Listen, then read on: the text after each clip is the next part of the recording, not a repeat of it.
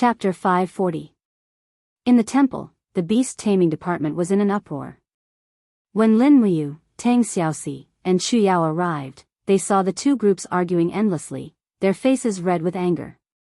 The three deacons, Guiyang, Zhou Yao, and Zhenfang, were on the side, but they couldn't maintain the stability of the situation.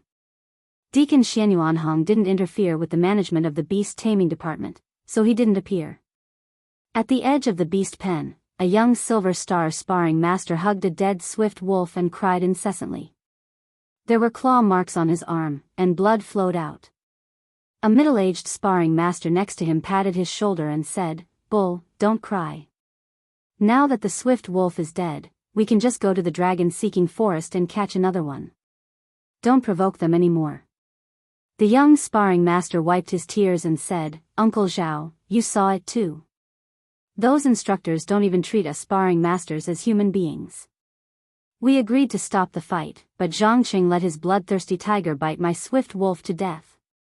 Not far away, a silver star instructor who was caressing the bloodthirsty tiger's head sneered and said, "Niu Bei, if you're willing to bet, you must be willing to accept your loss. Since we've agreed to a duel and my bloodthirsty tiger accidentally killed your swift wolf, you should just accept your fate. Stop crying and act like a man.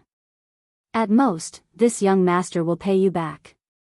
A swift wolf cub is at most 20 Jin coins, this young master can afford it." Bull said angrily, "You are also a beast-taming master, and you have also learned the beast-taming art. Don't you know that after the spirit fusion, the master and pet's consciousness become one? You killed my swift wolf, just like you killed me once. Do you know that kind of pain and despair? My pet doesn't want to die. I can feel its cries for help. People like you don't understand." Zhangqing stood up and said indifferently, "Then what do you want? Do you want to fight me? If so, I accept your challenge, but the next person to die might be you and not the wolf." "You." The bull clam gritted his teeth but did not say anything else. He knew that he was no match for Zhangqing. At this time, Lin Muyu parted the crowd and brought Chu Yao and Tang Xiaoxi in. Guiyang, Zhou Yao, and Zhenfang all saw them and bowed respectfully, Marquis Yunling, Princess Shi, and Grand Deacon Chu Yao. The three people who had come were far too esteemed. Although Lin Muyu had resigned from her position as the Grand Deacon of the Divine Hall, he had single-handedly established and controlled the beast-taming department. Xianyuanhong had never overstepped his authority over the beast-taming department, which was probably what Qin Yin had wanted. As for Xing Yifan had performed a meritorious deed in saving the emperor's life, so he was reinstated and rebuilt the Shenwei Battalion as the Shenwei Battalion. Since Xing Yifan was friends with Xianyuanhong, Xingfang re-entered the Holy Temple as a deacon. Xing Yifan searched for various secret methods to restore his son's Sea of Qi, which had been destroyed by Chu Huai. "What happened?" Lin Muyu asked. Zhenfang cupped his fists and said, "Reporting to Commander Yu, two people from the beast-taming department were competing with their pets. Due to a mistake, the Silver Star instructor Zhang Cheng's bloodthirsty tiger killed the Bronze Star training master Bull Clam's swift wolf. According to the laws of the Empire, Zhang Cheng is a noble while Bull Clam is just a commoner, so we should not pursue this matter. However, according to the rules of the Divine Hall, we will force Zhangqing to compensate for Bull Clam's loss." Lin Muyu furrowed her brows and walked forward. "Bull Clam. Head Deacon." Bull Clam couldn't change his words and immediately said, "Commander, I had an agreement with Zhangqing to fight, but Zhangqing was too ruthless. My swift wolf was bitten to death, and no matter how much I begged for mercy, he wouldn't order the bloodthirsty tiger to stop. I hope that Commander can seek justice for me and for the commoner training masters who were bullied in the Holy Temple." Lin Muyu couldn't help but sigh. The Empire's rules were strict, but they also divided people into different classes. To a certain extent, the Empire's level of civilization was indeed not as good as the Iha nation, which promoted equality of all living beings. This kind of differential treatment was hard to escape even in the Holy Temple. However, after experiencing so many things, Lin Muyu also knew that this kind of conflict between nobles and commoners wasn't something she could change. Therefore, she could only change what she could, such as the Holy Temple. The next moment, Lin Muyu looked straight at Zhang Cheng and said, Zhang Cheng. Zhang Cheng's body trembled, and he hurriedly knelt on one knee and cupped his fists. Commander, this subordinate is here. Just like you, Niu Bei is also a member of the Sanctum. Once there is a war, you and him will be comrades who will go through thick and thin together. You killed his swift wolf now, aren't you afraid that he will stab you in the back? Zhang Qing frowned. Commander, this subordinate knows his mistake, but Bull Clam is just a commoner copper star sparring master, yet he dares to be so arrogant. This subordinate can't stand it. Offend? Lin Muyu couldn't help but laugh. What do you mean by offend? Zhang Qing said, according to the rules, when eating in the Holy Temple's cafeteria, the commoners should give up their table for the nobles. However, not only did Bull Clam not give up, he was also arrogant towards this subordinate. This subordinate was indignant, so I challenged him. Lin Muyu looked at him indifferently and said, when it comes to eating, everyone should be equal. It's just that this rule of inequality is imprinted on us when we are born. Zhang Cheng, you are a martial artist of the Holy Temple. Martial artists cultivate their heart and virtue. A strong martial artist's state of mind should be broad and calm. As the saying goes, 100 rivers run into the sea. It's great to have tolerance, it's great to have no desires. Do you think Deacon Guyang or Great Deacon Xianyuan Hong would fight with someone over a table? Zhang Qing actually revealed a trace of grievance and said, but Commander, this subordinate is a fifth-class noble of the Empire. Why should I be bullied by a commoner like Bull Clam? Commander, you can't just protect Bull Clam and bully me. Tang Xiaoxi couldn't help but laugh. Chu Yao also smiled. Lin Muyu still looked at Zhang Cheng and said, Zhang Cheng, as a first-class noble of the Empire, I still use an equal attitude to reason with you. This is the true grace of a noble. Think about it carefully. Men, take Zhang Cheng away and put him in confinement for 3 days. Yes. Zhen Fang cupped his fists and signaled with his eyes. 2 instructors immediately took Zhang Cheng away. Lin Muyu looked at Guyang and respectfully cupped her fists. Grandpa Guyang, shall we go see the Great Deacon? Yes. In the main hall of the Holy Temple, Xianyuan Hong was reading a stack of scrolls attentively. He only raised his head when Lin Muyu, Guyang, Tang Xiaoxi, Chu Yao, and Zhen Fang entered. His kind face was full of smiles as he said, You're here? Yes. Have a seat. Many thanks, Great Deacon. Lin Muyu arranged for Tang Xiaoxi, Chu Yao, and the others to sit down and serve tea. Then, she sat down on a chair close to Xianyuan Hong and said, Great Deacon, I've just settled a dispute between the nobles and commoners. I believe such matters have always existed in the Holy Temple. Yes. Xianyuan Hong nodded. The Holy Temple has been established for nearly 10,000 years and has left behind many bad habits. Not to mention the Holy Temple, there are many bad habits in the entire empire. However, these need to be changed. After all, the upper echelons of the empire are still decided by the nobles. We can't rush for quick results. I know. Lin Muyu said, that's why I have a plan that I would like to discuss with the Great Deacon. Oh. Xianyuan Hong couldn't help but smile. You, speak your mind. There's no need to be polite with me. Yes. Lin Muyu nodded. I hope that the Great Deacon can establish a martial virtue hall in the Holy Temple.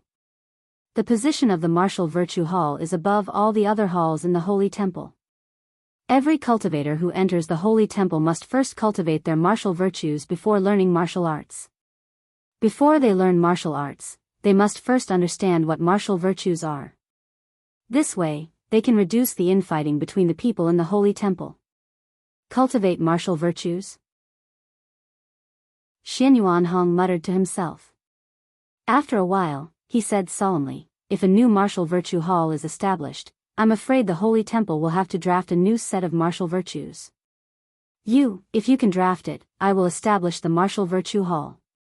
The martial virtue hall will be above all other halls. All right. Lin Muyu cupped her fists and said, I would like to borrow Grandfather Guyang for a while. Oh. Grandfather Guyang is an honest and virtuous person. With his assistance, I should be able to get twice the results with half the effort. Good. Xian Yuanhong smiled. Deacon Guyang, I'll leave it to you to assist you. Yes, great deacon. After exiting the grand hall, Guyang said helplessly, You forced me to do something beyond my abilities. I, Guyang, have lived a mediocre life. How would I know what martial virtues are? Lin Muyu turned around and held Guyang's hands with a smile. Grandfather Guyang, you're too modest. Why did Great Deacon Lei Hong give you such a heavy responsibility? It's not because of your extraordinary martial arts cultivation, but because Grandfather Guyang is calm, generous, and open-minded. I won't say anything more about the martial virtues of the Holy Temple. I'll leave it all to you, Grandfather Guyang. Guyang was taken aback. He had lived a mediocre life and was always wise to protect himself. He didn't expect Lin Muyu to praise him like this. Zhen Fang cupped his fists and said, Deacon Guyang is a modest person. You're the most suitable person to cultivate martial virtues. Tang Xiaoxi smiled and said, Grandpa Guyang, you don't have to decline anymore. You also know that Mumu is busy with military affairs all day long and has to cultivate. He has no time to recultivate his martial virtue. Besides, Mumu is still too young and inexperienced. I'm afraid the martial virtue he cultivated won't be able to convince the public. If it's the martial virtue you wrote, it will be completely different. Guyang couldn't say anything else. He cupped his fists and said, Then I'll obey Princess Xi's orders. I'll do my best to write the martial virtues. Yes, yes. At night, he returned to the commander's tent in the Longdan army camp. After cultivating the Forging Dragon Bone Remnant Scroll for a few days, he heard Wei Chao's voice coming from outside. Commander, the Imperial Army's Deputy Commander Zhang Wei requests an audience. Zhang Wei? What's the matter? I don't know. He wants to break into the camp, this bastard. Lin Muyu stood up, only to see Zhang Wei walking in, looking travel-worn. Commander Yu, why are you so tyrannical and unreasonable? How am I tyrannical and unreasonable? Lin Muyu was confused. Zhang Wei said, Zhang Qing of the Beast Taming Division only killed Niu Bei's swift wolf by mistake. Commander actually punished him so heavily. I, Zhang Wei, am not satisfied. Zhang Qing is a noble while Niu Bei is just a commoner. Why? Lin Muyu frowned. Old Zhang, tell me the truth. Who is Zhang Qing to you? Zhang Wei couldn't help but blush. That kid is this general's little whore brother. Humph, I knew it. Chapter 541. Master, just say the word, are you going to release Zhang Qing or not? Zhang Wei sat cross-legged in the commander's tent, looking like a hoodlum, as though he would not leave until Lin Muyu spoke. You! Lin Muyu was furious. He pointed at him and said, Old Zhang, with your conduct, you still have the cheek to be the deputy commander of the Imperial Guards. If I were you, I would have been so ashamed that I would have been promoted to a corporal. Zhang Wei stared at her, anyways. Master, you don't know how to reward and punish him. What did Zhang Qing do wrong? You punished him like that. According to the Empire's laws, he definitely did not break any laws. Furthermore, he is willing to compensate for Cao Muscle's loss. He is already extremely benevolent. He violated martial ethics. Lin Muyu said indifferently. Zhang Wei was startled. What martial ethics? Old Zhang, have never heard of it after being in temple for so many years. Sigh, forget it. Lin Muyu said helplessly, I don't think you understand martial ethics. When I first entered temple, you bullied me. Zhang Wei was a little ashamed and said, Why are you bringing up the past? You are a bad person. Lin Muyu glanced at him. So you also know that I can beat the crap out of you with one finger? Zhang Wei pointed at him. Look, what martial ethics are you talking about? You are the great deacon of temple, you cannot speak vulgarities. Even I, old Zhang, do not speak vulgarities. Lin Muyu spat out, and said, locking Zhangqing up is temple's matter. Go ask Deacon Guyang tomorrow. Don't talk to me about this, if you don't leave. Wei Chou, go get Situ Sen and Situ Shui to come in and chase Zhang Wei out. He is disturbing my rest. Wei Chou laughed outside the tent. This subordinate will go now. Zhang Wei immediately climbed up. I cannot afford to offend you. All right, I will go ask Deacon Guyang tomorrow. Humph, go. Heh, Zhang Wei shamelessly left. Under the starlight outside, a group of Imperial Army cavalrymen were waiting for him. One of the Kiliarchs approached him and asked, Vice Commander, how was it? Did Commander Yu give you face? Zhang Wei turned around and glared at him. Commander Yu and I have known each other for a long time and we have deep feelings for each other.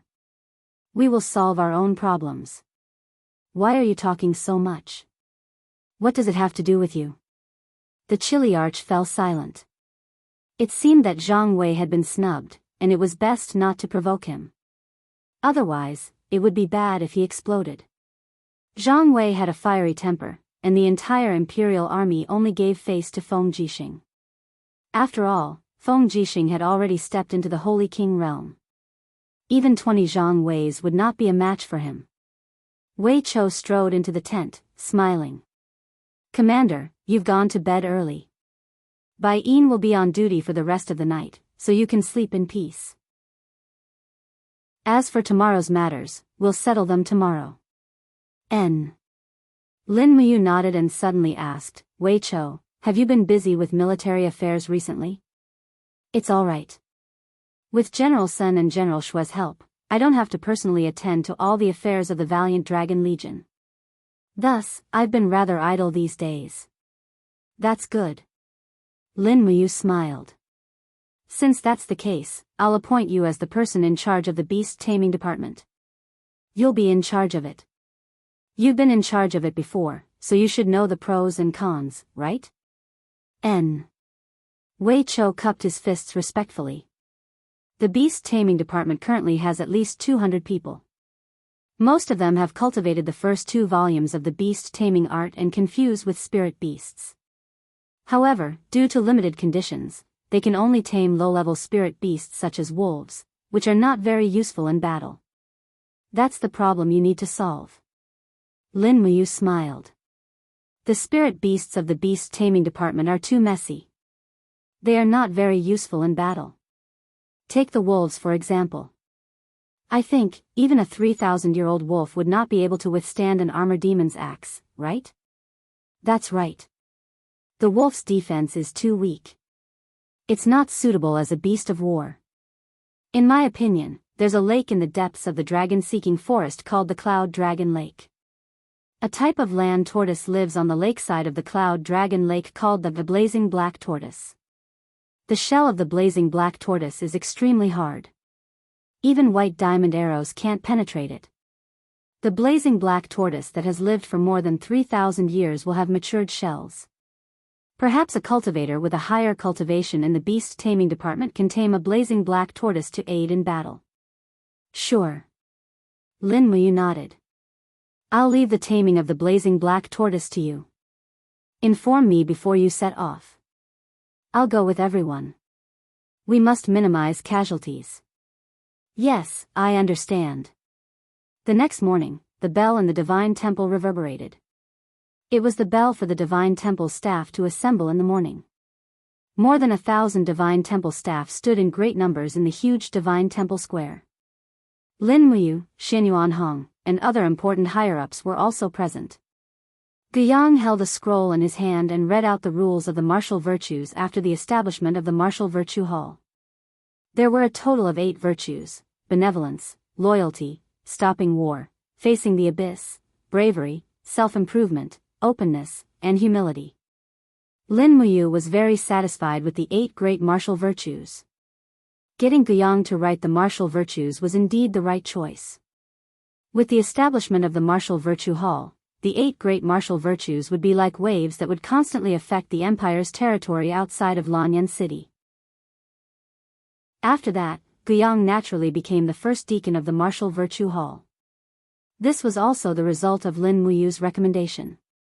After all, if Guyang could not do it, he could only do it. To be honest, Lin Muyu did not have much time to waste in the martial virtue hall. In the afternoon, he brought Bai Yin and the other guards to the Zine Flower Merchant Guild. Naturally, it was still Jin Xiaotang who personally welcomed him. Today, Jin Xiaotang was wearing a light pink dress. She was delicate and beautiful, and her youthful appearance was truly enchanting.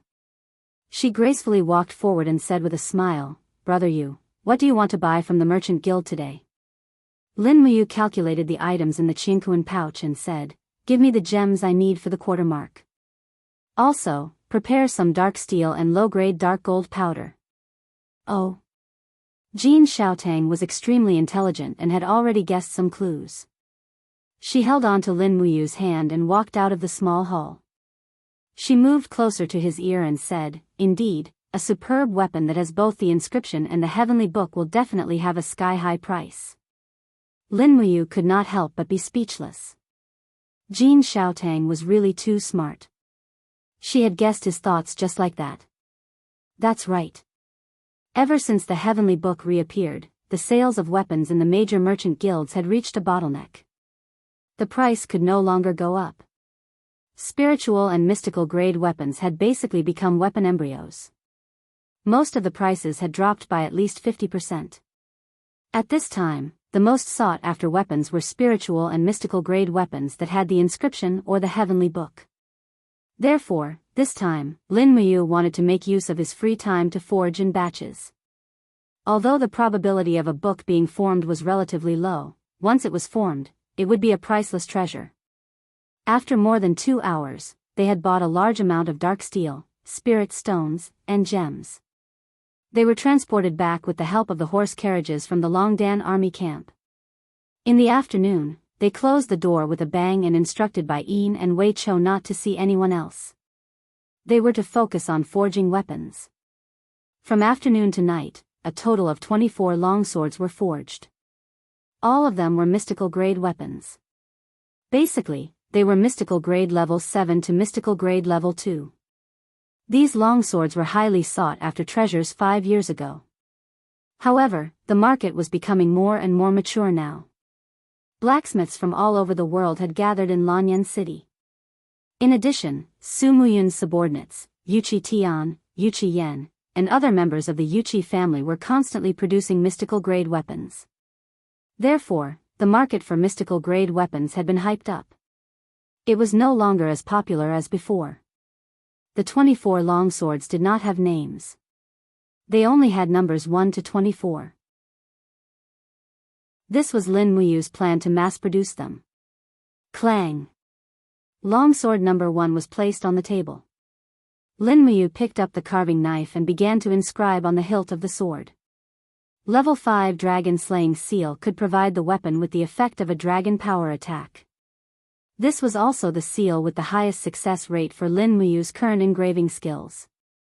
However, it was extremely difficult to inscribe the complicated dragon slaying seal on the small hilt of the sword. Not long after, the sword was embedded into the dragon heart stone. However, the blade was dull and the engraving was actually broken. Lin Muyu calmed himself down and put the broken sword aside. He could use it as the embryo of the heavenly book later to inscribe again. It was all right. He could not explode in his mind. He could take it slow. As a result, the engraving of the next few weapons was successful. The moment they were embedded into the dragon heart stone, they bloomed with the radiance of the dragon slaying seal. When it was late at night, Lin Muyu's forehead was already covered with sweat. He had successfully engraved 11 of the 24 longswords. This success rate was already considered to be at the peak.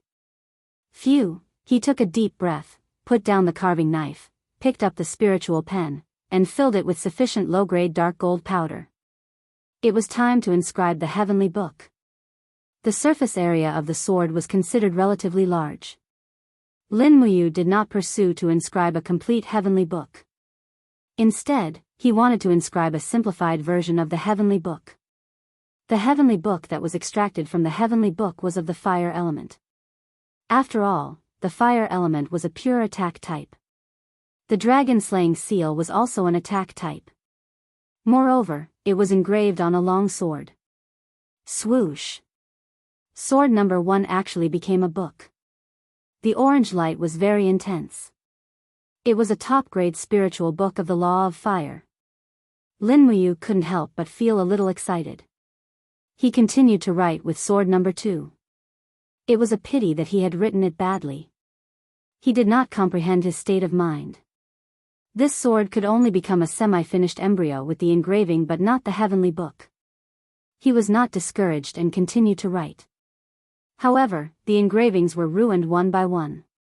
Either it became a book but not engraved, or it was engraved but not a book. Lin Muyu's mood gradually worsened. There was a sense of frustration that came from nowhere. It was too hopeless. All the way until it was almost dawn, the long sword in his hands suddenly burst out with a bright light. A pale yellow light soared into the sky. It was a low-grade heavenly book. Furthermore, this sword with serial number 21 already had a successful god-slaying seal. Just when Lin Muyu was about to lose all hope, the first successful work was born. This sword was also the only one among the 24 long swords that had the blessing of 2 divine powers. It was originally a mystic rank 1 top-grade embryo and had a complete god-slaying seal. Then, it activated the heaven and earth energy of the low-grade heavenly book. This sword might be the unparalleled sword in the world, right? Chapter 542. Heavenly Book Pavilion, Elders Conference. Bada. Ouyang Ping took a puff from his pipe, his face was cloudy. Lu Yen squinted his eyes and said, "Everyone, please say something. What kind of extraordinary person is behind the Zine Flower Chamber of Commerce to be proficient in both engraving techniques and the heavenly book technique?" Ji Lin remained silent.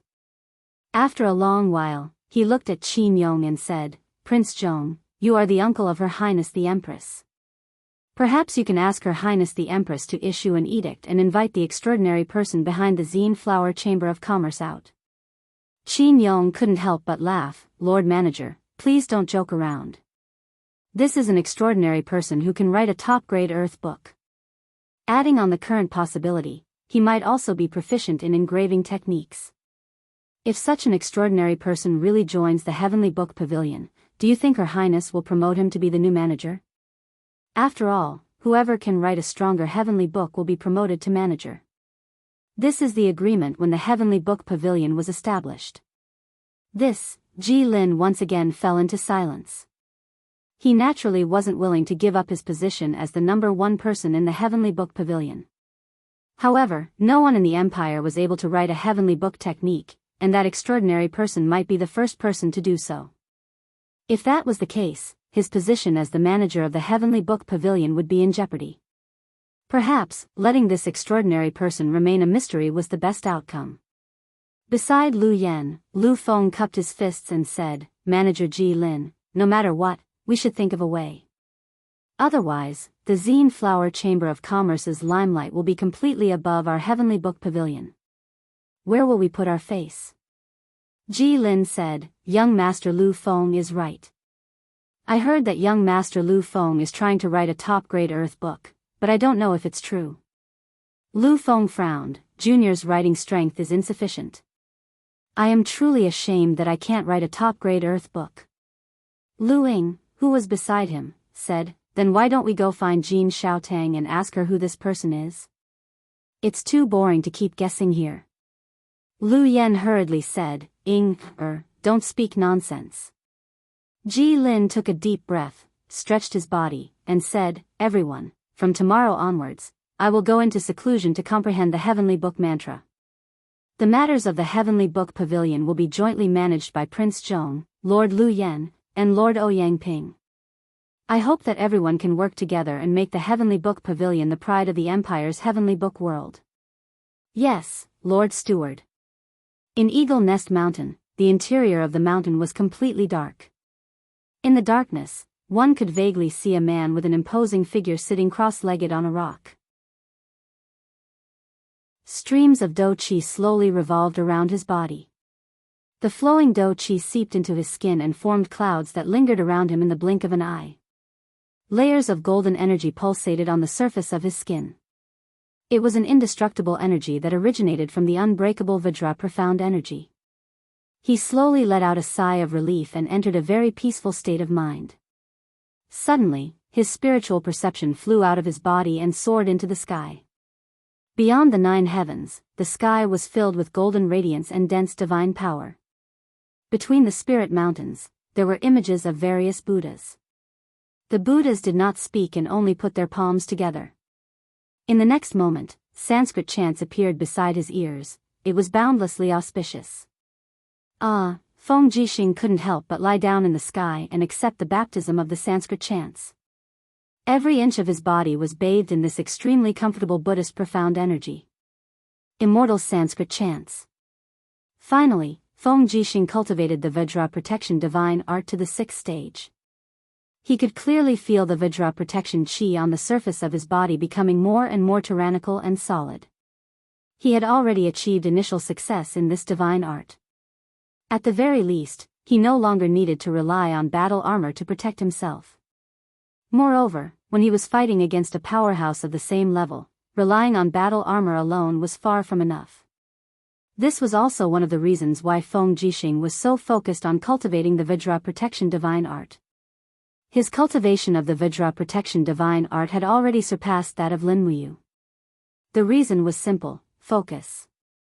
During this period of time, Feng Jixing had only cultivated the Vajra protection divine art, while Lin Muyu had to cultivate the star arts and dragon forging bone remnant scroll. Knock knock, the sound of knocking came from the stone door. Who is it? Feng Jixing slowly opened his eyes. His body was still in a cross-legged position. The strong muscles on his arms and chest were glistening with sweat. Unknowingly, he was already drenched in sweat. Subordinate Luo Yu requests to see the commander. Come in. Creak. The stone door opened and Luo Yu walked in with a torch. She respectfully knelt on one knee and said, "Commander, you have been cultivating in the mountain for a full 17 days. I know. Has you come back?" He came back a few days ago. Luo Yu said, "General Feng, there was a letter from Lingdong province. They found new movements of the demon race." What happened to the demon race? Feng Jixing raised his eyebrows and asked. Someone saw Qianfeng commanding the newly formed Armor Demon Legion to train. He prepared heavy battle shields and sharp steel spears for the armor demons. The battle formation they are practicing is somewhat similar to the Qinkuan battle method used by General Feng. What? Feng Jixing gasped in disbelief and said, Qianfeng has only seen the Qinkuan battle method once. Has he learned it? I don't know. But I do know that Qianfeng has begun to forge armors for the armor demons to protect the heart, head and other fatal parts of the armor demons. Moreover, a batch of armor demons is sent to Qianfeng almost every day. Our scouts exchange their lives for the intelligence. Qianfeng has rebuilt at least 50,000 armor demons. A centipede dies but doesn't fall down. Feng Jixing slowly murmured and said, Have you and His Highness received this news? Not yet. Go and tell them immediately that the Empire must strengthen the training of the soldiers. The demon race has not given up their intention to offend us. In addition, immediately send out an order to strengthen the defense of the steel wall. No one knows when the demon race will launch the next attack. Yes, subordinate understands. Does General Feng still want to continue training? Yes. Feng Jixing nodded his head. I want to master the 7th layer of the diamond body protection in one go before I come out. You go first, discuss any news regarding the demon race with Yu. When I'm not around, he will be able to take charge. Yes. 2 days later, the Zine Flower Auction House had a great harvest. The 24 long swords that Lin Muyu forged were all sold. Among them, the most perfect one was sold at a price of 4 million Jin coins. The buyer was the Qian family, one of the tycoons in Lanyan City. The young master of the Qian family, Qian Lian, was also a practitioner. He had stepped into the heaven realm at a young age. Although he used Dream Return to Zenith as a help, he was still one of the best among the young generation. His father had high hopes for him, so he spent a lot of money to buy this perfect long sword. In the back hall of the Chamber of Commerce, Lin Muyu was counting the money happily. She had earned nearly 20 million Jin coins from this auction. The tight funds for the development of magic crystal cannon could be relieved for a while. Just as she was feeling happy, someone outside asked to see her. It was Wei Chou. "Commander, we're ready. We'll set off tomorrow for the Cloud Dragon Lake in the depths of the Dragon Forest. Do you have time to go with us?" Wei Chou asked carefully. "Yes, of course. Prepare the weapons and food." "Yes." After that, they went to the Zetian Palace to bid farewell to Qin Yin and Tang Xiaoxi. Lin Muyu had to go to the Zetian Palace to prepare for the next war. In the Cloud Refining Mountain Range in the Cloud Refining Province, the endless mountains reached the clouds as if they were going to pierce through the sky. There was not a single blade of grass growing on the mountain range. It had become a snowy region. It was said that the peak of the Cloud Refining Mountain Range was the place closest to the sky in the human world. However, it was also the most dangerous region. The cold wind was biting cold, and a whirlwind could tear an ordinary person's body into pieces. However, in this deserted place, a figure dashed up the steep cliff. It was a young man holding a spear. Faint flames lingered around his feet. It was the king's fighting flame. He was wearing leather boots. Every time his boots touched the wall, a purple dragon claw would appear and pierce into the rock stratum. This was also the reason why he could walk on the steep cliff as if it was flat ground.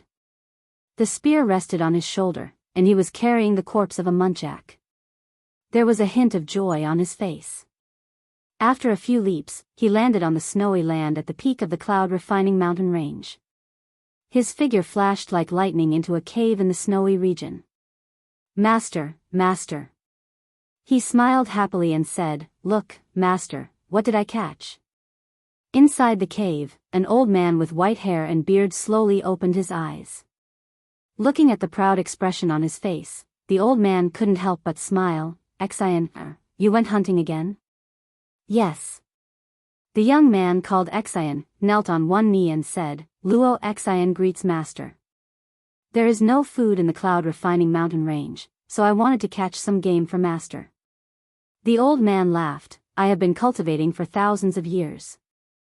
I am about to see through the secrets of heaven and step into the godly state, so I don't care about food."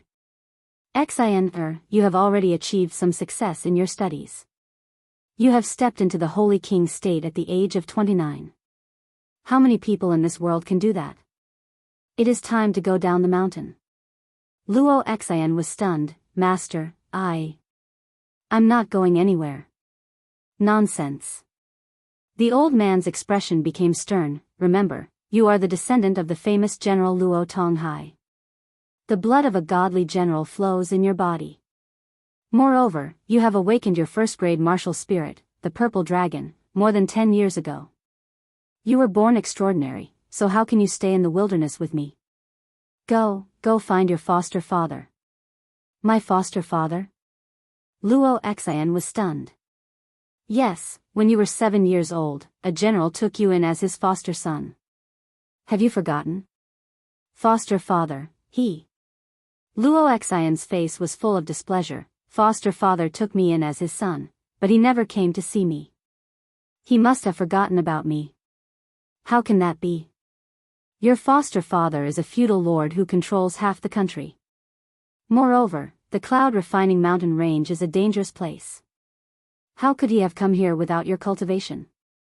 Go, find Duke Yun Su Muyun in the imperial capital. Be filial to him and be loyal to the empire.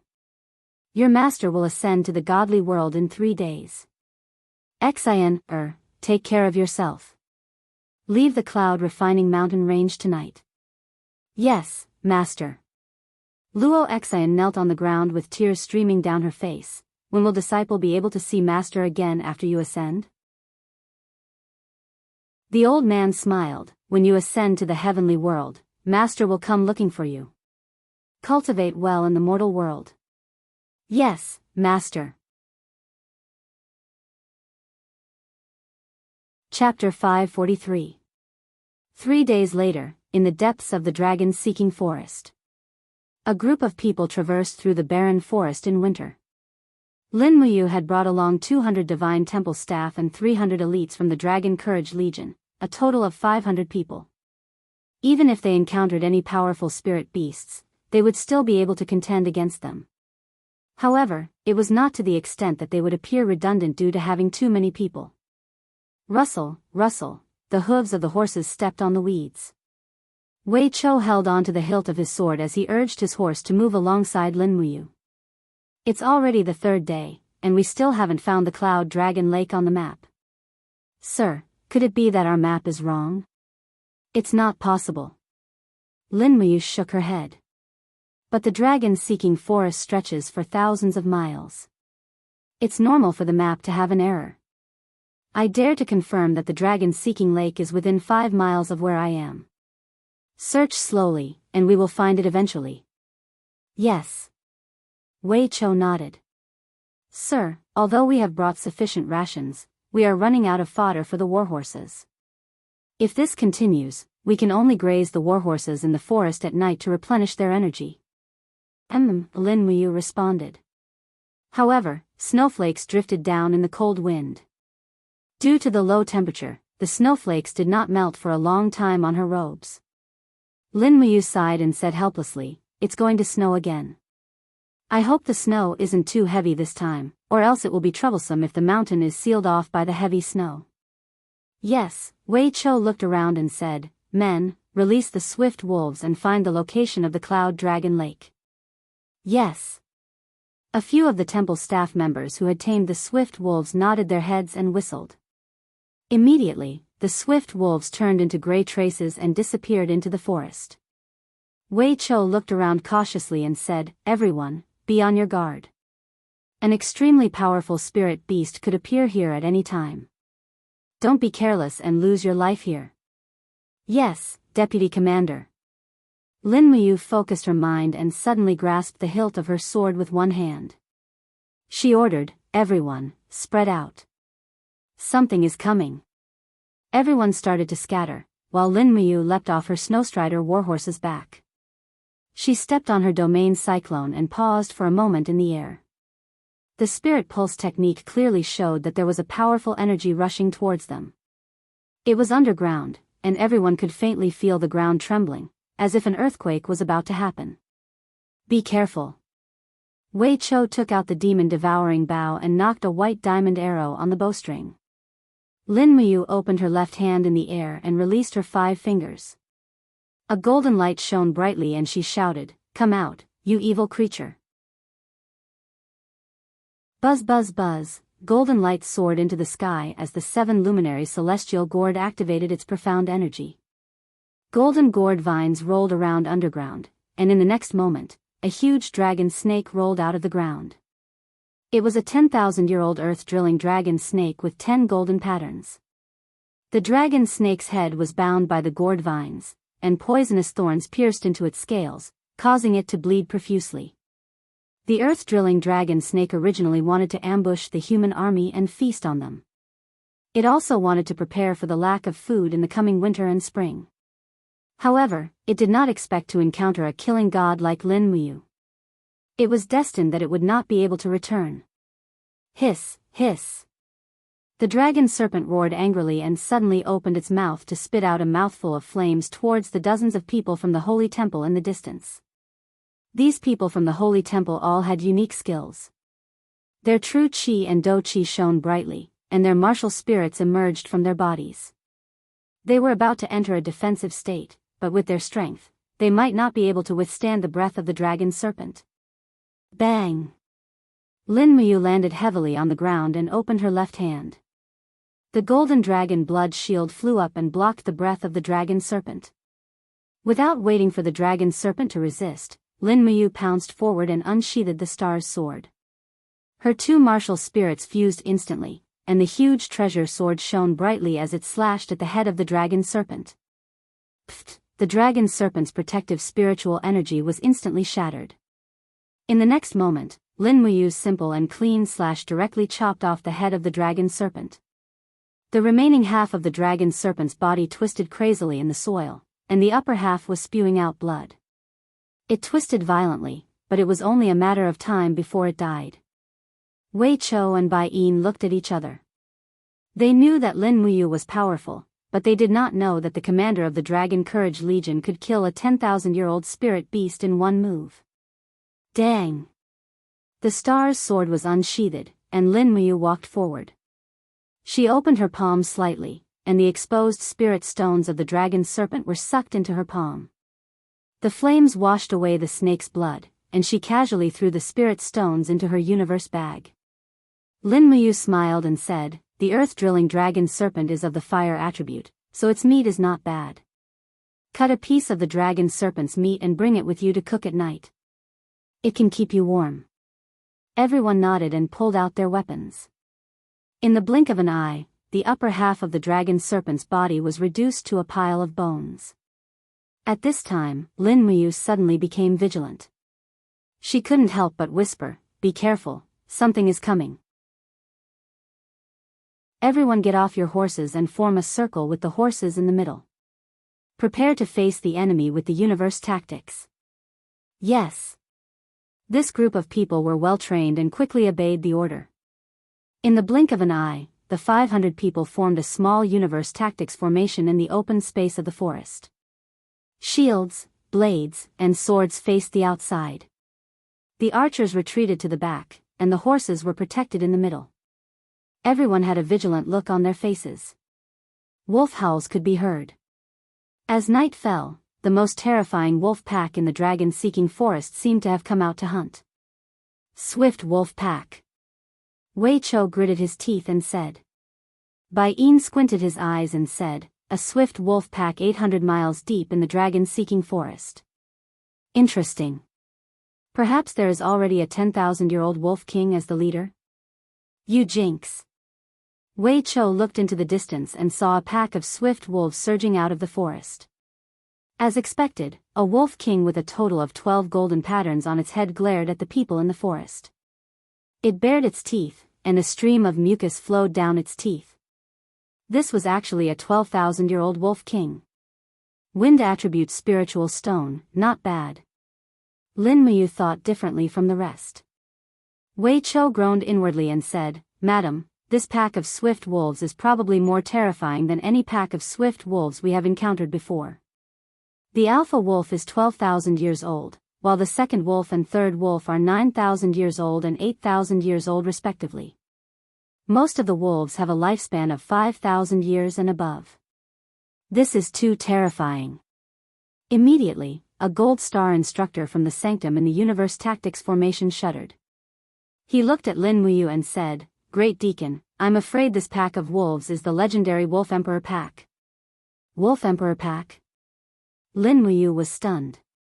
What does Wolf Emperor pack mean? I've only heard of weasels. The gold star instructor complained incessantly, "The Wolf Emperor pack has existed in the history books for as long as 500 years. This pack of wolves is the fiercest and strongest pack of swift wolves in the entire dragon-seeking forest. This pack of wolves has always bullied the weak, and as long as they appear, they will appear as a pack. Over the past 500 years, at least 10 or more sanctuary powerhouses of the Empire have died under the sharp claws of this Wolf Emperor pack. Even sanctuary powerhouses are no match for this pack of wolves. Yes, this pack of wolves is very cunning. If they can win, they will fight. If they can't, they will leave. Under the will tactic, many sanctuary powerhouses have become delicious meals in their mouths. Fortunately, we have more people." Lin Muyu pulled out the star's sword again and said, "Prepare for battle. Prepare the white diamond arrows.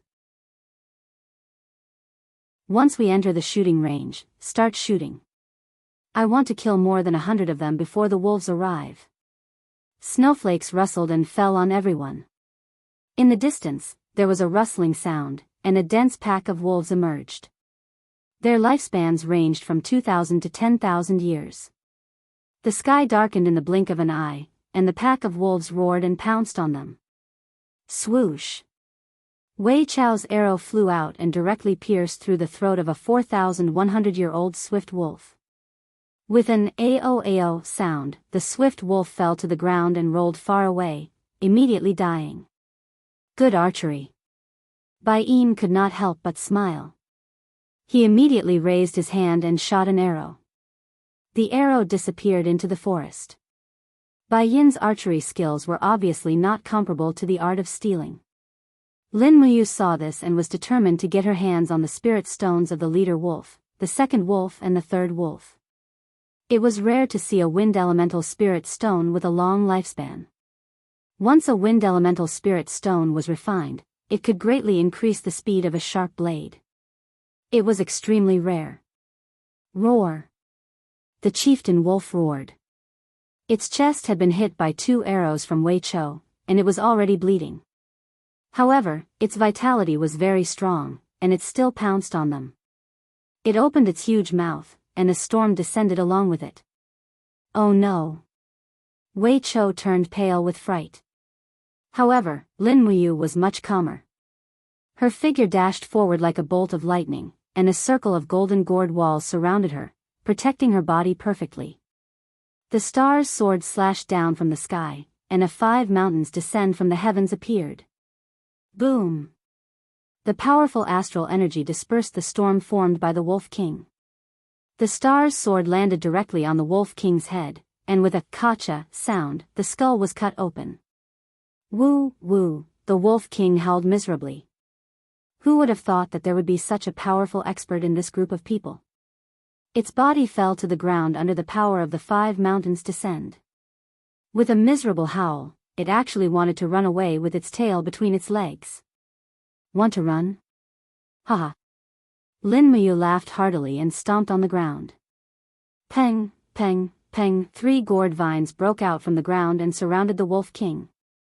Numerous golden god-binding chains surged out, and with a "pu, pu, pu" sound, the Wolf King's body was pierced through.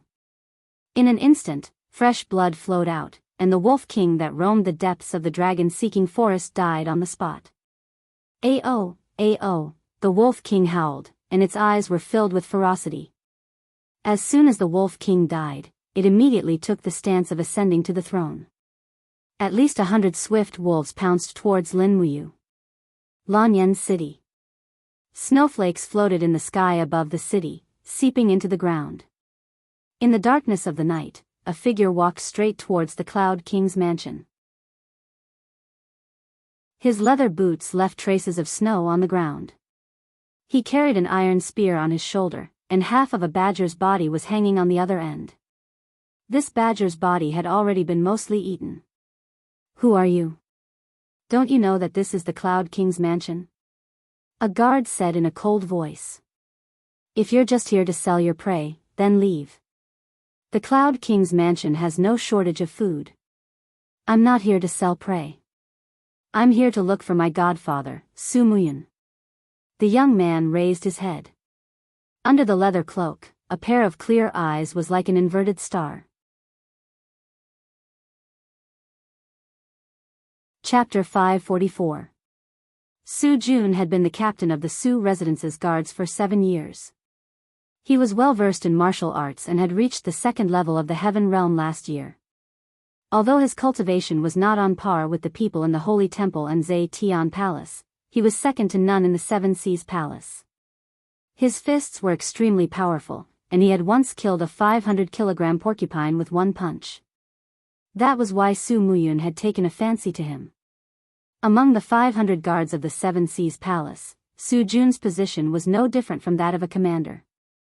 It seemed that in the entire palace, other than the masters like Su Muyun, Su Yu, and Su Chang, Su Jun's position was the highest. However, Su Muyun thought that Su Jun was not talented enough to hold a military position, so he did not assign him military duties. Su Jun had a feeling that he was talented, and it was difficult for him to fulfill his ambitions. Naturally, his temper was not good. His Highness, the Cloud King's adopted son? Su Jun could not help but laugh out loud, and the dozens of guards behind him laughed as well. Looking at the newcomer, Su Jun raised his thick eyebrows and said, "How dare a peasant like you claim to be the adopted son of His Highness, the Cloud King? Do you know what happened to someone who claimed to be the butler's son last month?" He was beaten so badly that his front teeth fell out. "Boy, do you want to try my fist?" The young man looked straight into Su Jun's eyes and said, "If I challenge you and win, will I be allowed to see my adopted father, Su Muyun?" Su Jun's smile became even wider. "You're just a hunter, and you want to challenge me? Ha ha ha, I'm afraid you're not strong enough. Forget it, it's rare that I, your grandfather, am in a good mood today. Then, let's have a few moves." Su Jun raised his hand and threw the sword in his hand to a guard behind him, and said, "All of you look carefully, see how your boss teaches this country bumpkin who doesn't know the immensity of heaven and earth." "Go, sir." The group of guards raised their weapons and cheered loudly. Su Jun was unarmed. Both of his fists abruptly collided in front of his chest, and flames burst forth. He cultivated the law of fire, and with a ferocious punch, a fire wolf martial spirit appeared behind him, exuding an imposing aura. The young man couldn't help but smile. He raised his hand and threw the spear and the prey into the snow behind him, saying, "Since you're using fist techniques, then I'll use fist techniques to break you." "You're asking for a beating." Su Jun bellowed, and his iron fist was like a ferocious dragon emerging from the sea, heading straight for his opponent. "Who?" The flame drew a mark in the night sky. The strength of this punch was no less than 1,000 jin. It was not something an ordinary person could block. Moreover, the fist was surrounded by the fire wolf martial spirit's gale. Just a blow from the gale would be fatal. However, under the astonished gazes of the crowd, the mysterious youth merely raised his right palm and suddenly exerted force. Immediately, the roar of a dragon filled the air as a purple dragon spirit appeared behind him. His palm transformed into a dragon claw and with a "pa" sound, he grabbed Su Jun's fist. With a sudden twist of his wrist, Su Jun fell to the ground along with his fist. Before Su Jun could land on the ground, the mysterious youth flew forward and lightly kicked out. Bang! The captain of the Yinzhong Palace's imperial bodyguard was sent flying along the snow, crashing heavily onto the stone steps. His face was a mess, and he struggled to get up in disbelief. Looking at the mysterious youth, his face was filled with astonishment. "You? Who are you?" "I've already said, I'm Su Muyun's adopted son. My name is Luo Xian," the youth said calmly. "You? Just you wait." Su Jun scrambled and rushed into the mansion. "What?" Su Muyun, who was having his dinner, was shocked. "You're saying, that person's name is Luo Xian, and he defeated you in one move?" Su Jun covered the wound on his abdomen, and his face was filled with shame as he said, "Yes, he called himself Luo Xian, and said that he's your highness's adopted son, but I think he's just a hunter, and he used tricks to defeat me." "Your highness, please don't be fooled by him." Su Muyun ignored him, and clapped his hands. "Luo Xian has become a talent. Luo Xian has finally become a talent." Su Yu, who was at the side, asked, "Father, who is Luo Xian?" Do you remember 22 years ago when I led an army to attack the rebels in the Cloud Refining Mountain Range? At that time, I got lost in the Cloud Refining Mountain Range, and I met a child. After asking around, I found out that he was the descendant of Luo Tonghai, the meritorious founding minister, so I took him as my adopted son. That child has been cultivating in the mountains, and now he has finally become a talent. Quick, come with me to see this younger brother of yours that you've never met before." "Yes." When Su Muyun and Su Yu arrived outside the palace, they saw Luo Xian standing alone in the snow. However, the snow that was flying in the air couldn't land on him, as it was pushed away by an invisible force. He was circulating his qi to ward off the cold. Su Muyun, who was dressed in a luxurious black robe embroidered with gold patterns, walked out with the help of Su Yu. He looked straight at Luo Xian, and said excitedly, "Xian, you've finally grown up." Luo Xian was stunned. "You are?" "I'm your adoptive father, Su Muyun." Su Muyun walked forward shakily, but he was no longer as tall as he was when he was young. He used his trembling hands to measure himself, and said with a smile, "Back then, you were only this tall. Adoptive father's frame has also shrunk because of old age." Sigh, I've grown old. Luo Xian was extremely excited. She held onto Su Muyun's arms and said, You're really my adoptive father, General Su Muyun? That's me. How is your master? Master is about to ascend to the heavenly realm, so he sent me to assist him. Oh, that's great. Luo Xian immediately knelt down, and said, Luo Xian greets adoptive father. Good, good. Quickly get up. Su Muyun was so excited that his whole body trembled, and said, Xian, quickly come and meet your sister. Her name is Su Yu. From now on, you two can call each other brother and sister, right? Luo Xian greets sister Su Yu. Good brother. Su Yu was beaming with joy. Ever since Su Qin died in battle, she hadn't had a brother for a long time. Now that the heavens had gifted her such a handsome and powerful brother, how could she not be happy? Su Muyun patted Luo Xian's shoulder, and his face was filled with a doting smile, and said, Luo Xian, I heard that you defeated my guard captain, Su Jun. Is that true? Guard captain? Luo Xian was stunned, and said with a smile, Adoptive father, your guard captain is really weak. Su Jun was immediately embarrassed, but he couldn't refute it. Luo Xian's status was now completely above his, and the difference between a master and a servant was like heaven and earth. Are you really that powerful? Su Muyun smiled slightly, and said, Come, why don't you show your strength to adoptive father? All right, adoptive father, please take a few steps back. Su Yu supported Su Muyun and took a few steps back, letting Luo Xian stand alone in the open space in front of the mansion. After slowly closing his eyes, the snowflakes around Luo Xian moved without any wind, and slowly rose up, spinning into a snowstorm. At the same time, Luo Xian's body surface was enshrouded with a fiery red Do Qi, which was the king's Do Qi of the Holy King realm. Hong, a dragon roared, and a bright purple divine dragon marshal's soul soared into the sky, circling around Luo Xian.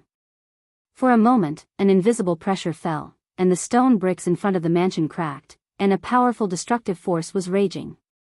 Su Yu's small mouth opened wide, and said, King's Do Qi, he is actually a powerhouse of the Holy King level, my god. Su Muyun's face was full of joy, and said, Enough, Luo Xian, it's enough, adoptive father knows your strength.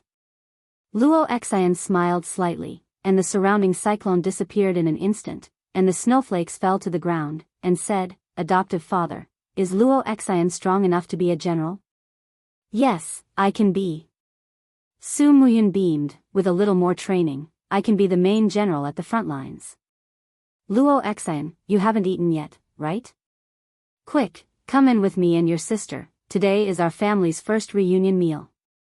Luo Xian was moved, and tears welled up in his eyes. Since young, he had followed his master to cultivate alone. When he heard the word family, he felt like he was reborn.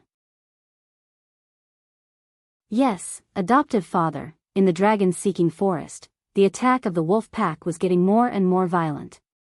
Kacha, the star's sword flashed, and the second wolf was killed. The flames in Lin Muyu's palm spun rapidly, and she suddenly blasted the dark energy of the chaotic life on the third wolf. In the midst of the howling, the third wolf's body was actually split into two by the flames, and was killed.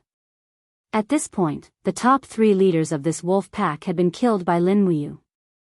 Master, we can't hold on anymore, the wolf pack is getting more and more numerous, we will definitely lose if we keep defending. Wei Chou shouted from behind. That's right, the wolf pack did not only rely on strength, but also numbers. At this time, the forest in front was already densely packed with swift wolves, and at least 1,000 swift wolves were charging over. It's okay. Lin Muyu shook his palm, and took out a shining wrist guard from his Qingquan bag. It was the supreme grade Earth Book Mystic Steel wrist guard that he used to win the championship in Iha country. An earthy yellow light soared into the sky, and the power of heaven and earth was instantly activated. In the next moment, countless flames poured down from the sky, as if the whole world was illuminated.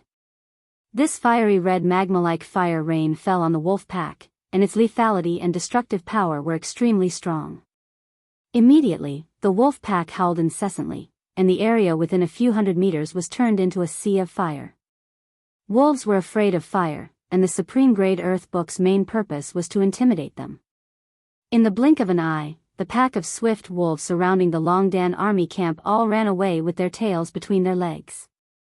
Those who did not escape could only become sacrifices for the supreme-grade Earth Book with the words, Fire God Apocalypse, written on it.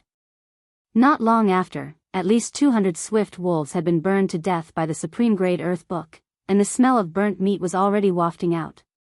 The fire rain had been burning for nearly 5 minutes, and it was starting to die down. Oh my God, Wei Cho, Bai Yin, and the rest finally recovered from the shock. Wei Cho said, Master, we can go look for the Cloud Dragon Lake now. Don't be in such a hurry. Lin Muyu laughed and pointed at the corpses of the swift wolves in front of him. Don't waste it, dig out all the spiritual stones of the swift wolves. I want them all, don't waste a single one. Yes. These were all the raw materials for the weapon embryo, how could they waste them? After all, Lin Ruoji was a good child who knew how to run a household.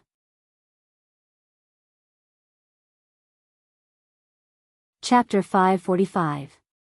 Woo! While the group was moving, a swift wolf was limping towards them from afar. It was howling in pain, as though it was injured by something. Its neck had a special collar made by Temple. It was a swift wolf that was tamed by Temple. Little Gray, come here. A young staff member hurriedly got off his horse and hugged the swift wolf affectionately. The swift wolf whimpered in its master's ear for a while, as if it had been wronged. Not long after, the staff member turned to Lin Muyu and cupped his fists. Reporting to Commander, this subordinate swift wolf has found the Cloud Dragon Lake. It's about 7 kilometers north of us, but there are many bloodthirsty tigers living around the lake, so we need to be careful. Understood. Lin Muyu looked at the swift wolf's injuries. Its hind legs were covered in blood, so it must have been injured by the bloodthirsty tiger. However, the bloodthirsty tiger had not been able to kill the swift wolf that had been scouting ahead. This meant that the bloodthirsty tiger was not that strong, at most about 10,000 years old. Turn north. Everyone, be careful. Do not let your weapons leave your hands. Yes, Commander. They were already deep in the dragon-seeking forest, so encountering 10,000-year-old spirit beasts was a common occurrence. Furthermore, it was said that the Cloud Dragon Lake contained an extremely rich spiritual energy. Many spirit beasts lived underwater, making it even more dangerous. Looking at the drifting snow and the dark night, Wei Cho cupped his fists. My lord, our vision is already very blurry. Perhaps we should set up camp here tonight and search for the Cloud Dragon Lake tomorrow morning. We will be at a disadvantage if we fight the bloodthirsty tigers at night. That's fine. Set up camp. Yes. Wei Cho waved his arm, and everyone dismounted from their horses, set up tents, and started a fire to cook. In fact, many of them could no longer endure the bitter cold of the wilderness. If they were to starve, not many of them would be able to keep their spirits up. Lin Muyu cooked a pot of swanee meat for herself and Wei Cho and ate it. Then, she used the clear heart incantation to remove the heat poison for Wei Cho. She then sat cross-legged in the tent and operated the forging dragon bone remnant scroll. She tempered the do chi in her meridians and the strength of her chi si. Wei Cho cultivated for a while at the side. Looking at the faintly discernible do chi flames around Lin Muyu, he couldn't help but say, when Lord Commander first came to Lanyan City, she was only at the Earth Realm. In just a few years, she actually stepped into the second layer of Sage Realm. She really is a peerless genius. Lin Muyu couldn't help but smile. If you have something to say, just say it, you brat. Wei Cho smiled awkwardly, cupped his fists, and respectfully said, Wei Cho has no great ambitions, but I also hope to cultivate to the same level as Lord Commander. I want to serve the Empire loyally. However, because of my status, Wei Cho doesn't dare to overstep my authority. So, I ask for Lord Commander's advice. Do you know why my cultivation speed is faster than others? This subordinate doesn't know, because of the forging dragon bone remnant scroll. Forging Dragon Bone Remnant Scroll? Wei Chou was startled. That's right. Lin Muyu took a deep breath, and patiently explained, although the Forging Dragon Bone Remnant Scroll is only an incomplete scroll, the mental cultivation method can remold the blood vessels, and continuously temper the Qi Si and the true Qi and Do Qi in the Qi Si. It can expand the capacity of the Qi Si, increase the cultivation realm, and cleanse the marrow. It can make one's cultivation completely new. However, the requirements are very high. What requirements? Wei Chou asked. The bone of a true dragon is required to temper the blood vessels. Lin Muyu frowned, thinking back to the pain of assimilating the piece of true dragon bone Qin Yin had given her. She simply didn't want to go through it again. She raised her head to look at Wei Chou's ardent eyes, and couldn't help but smile, saying, logically speaking, the Forging Dragon Bone Remnant Scroll is not something ordinary people can cultivate, but I've been cultivating it for so many years, and have a different understanding of this mental cultivation method. I'm currently trying to rewrite the first and second volumes of the Forging Dragon Bone Remnant Scroll so that ordinary people can also cultivate it. Not to mention remold the blood vessels, but at least cleanse the marrow is not a problem, and it can also greatly increase the speed of cultivation. Wei Chou was overjoyed, saying, "My lord, can you teach it to Wei Chou?" Lin Muyu couldn't help but smile, patting his shoulder, saying, "You, Sen, Shui, Fengxi, and the others are all people closest to me. Naturally, I will teach it to you. Don't worry, perhaps in the future, the Forging Dragon Bone Remnant Scroll will become a common mental cultivation method for the martial artists of the Empire." That's great, this subordinate thanks the general in advance. Wei Chou was especially excited, his heart filled with wild joy. If it really was as Lin Muyu said, then there was hope for him to step into the Saint Realm, and even if he cultivated bitterly for the rest of his life, he might be able to step into the legendary Divine Realm. Those ancient legends couldn't compare to might be his, and this was the dream of every martial cultivator. That night, Lin Muyu wrote down an improved and simplified version of the Forging Dragon Bone Remnant Scroll on the parchment, but she didn't seem very satisfied, and needed to slowly improve it. So she didn't give it to Wei Chou, hugging the parchment in her bosom and going to sleep. Of course, at this moment, Lin Muyu would never have thought that a simple thought of hers would make him a grandmaster of this generation on this continent, an existence on the level of martial god that everyone praised. The next morning, when he woke up early, the snow had yet to stop, and there was a vast expanse of whiteness everywhere. Wei Chou had already cooked meat soup outside the tent. He brought a bowl in and said with a smile, "Commander, it's time for breakfast." "Okay." Lin Muyu chewed his teeth, brushed his teeth, and washed his face with the water that melted from the snow. He only felt that his face was cold. Good heavens, using ice water to wash his face in the cold winter was really a severe test for his skin. When he walked out of the tent, he only felt that the layer of frost on his face was falling off piece by piece. The weather was really too cold.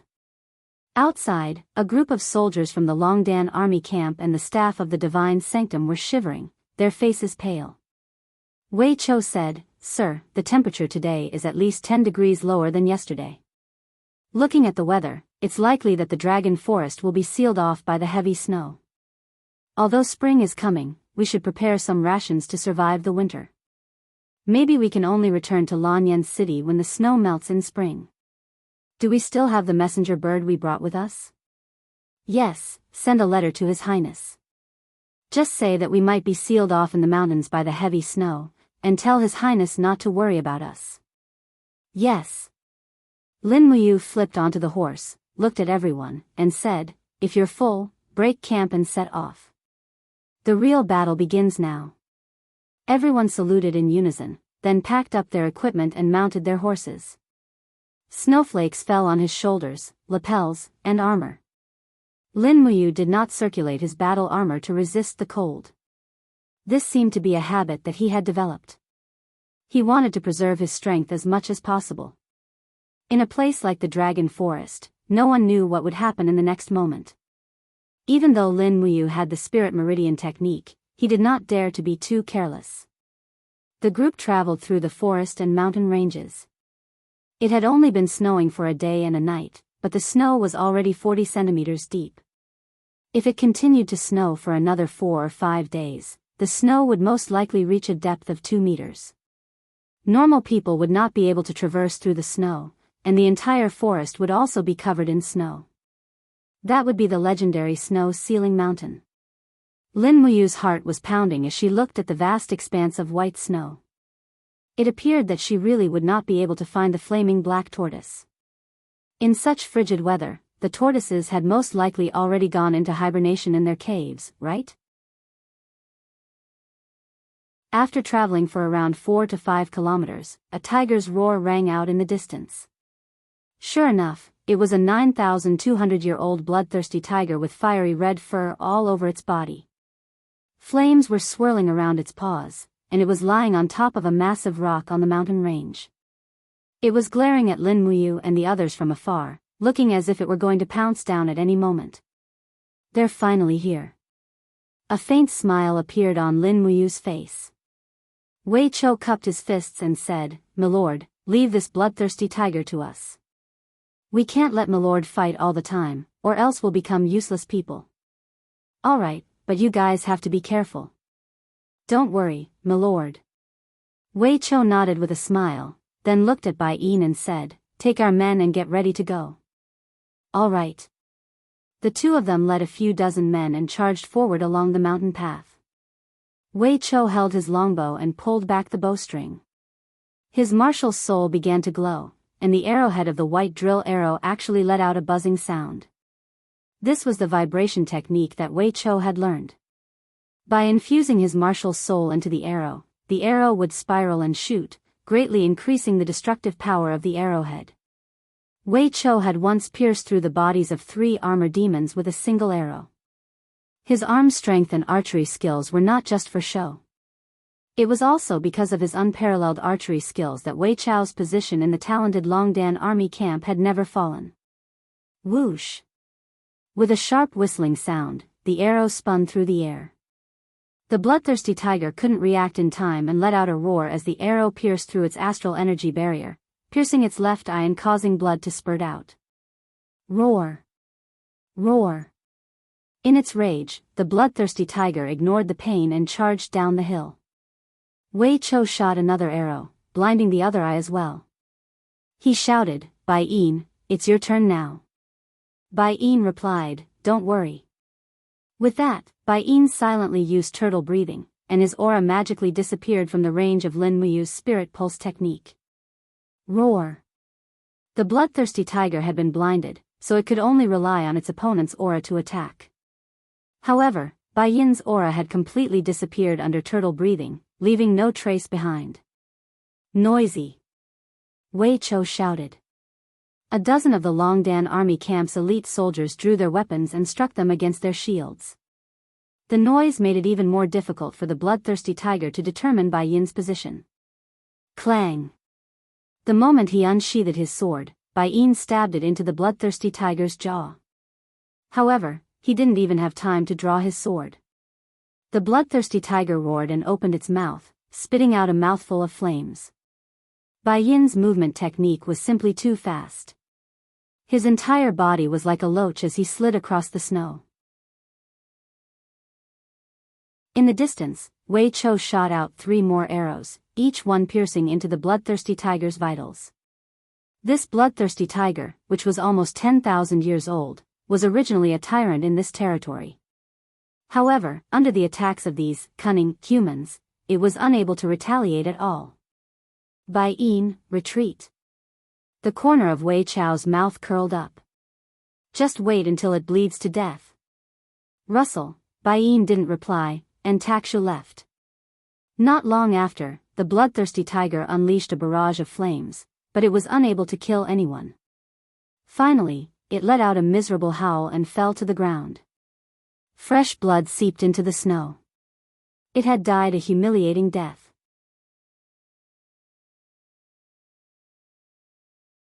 Chapter 546. Milord, what do you think of our battle tactics? Wei Chou asked with a slightly smug smile. Lin Muyu nodded happily. Good. Good. Good.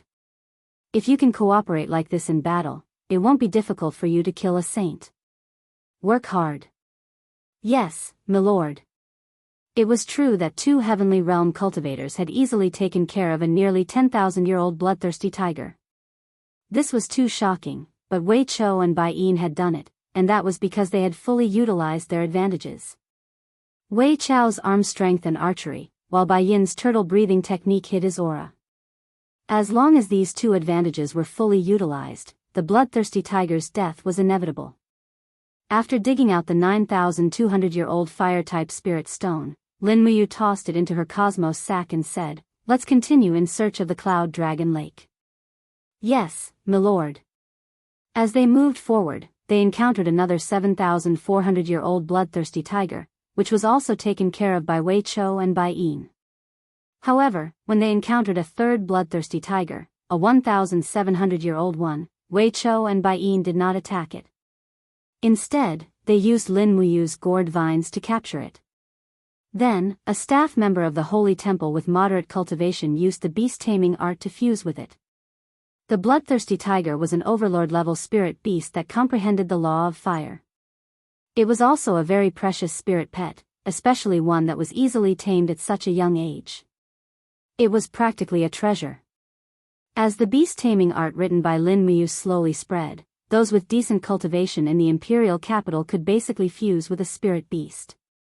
Everyone called it a spirit pet, and the scions of the nobility naturally began to compare the excellence of their spirit pets for fun.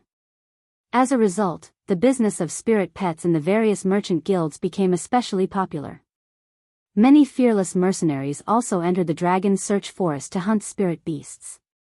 Every day, there would be an endless stream of mercenaries who would tie up spirit beasts in cages and send them into the city. The horse's hooves left footprints in the snow as Lin Muyu urged her horse forward slowly. Bai Yin frowned and said, "What's going on?" "Logically speaking, we should have already reached Cloud Dragon Lake." In front of them was a vast expanse of white flatland. Lin Muyu raised her eyebrows and dismounted from the horse. She quickly wiped the snow off the ground with her hands. When she wiped it clean, she discovered that there was actually a layer of ice underneath the snow. "We're already on the Cloud Dragon Lake," Wei Chou said after being stunned for a while.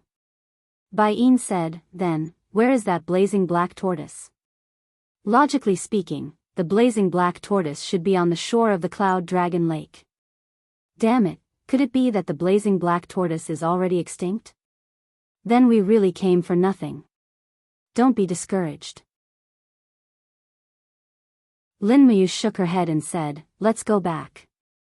We seem to have gone too far." Riding on Takshu's back, Lin Muyu closed his eyes and slowly extended his spirit pulse technique.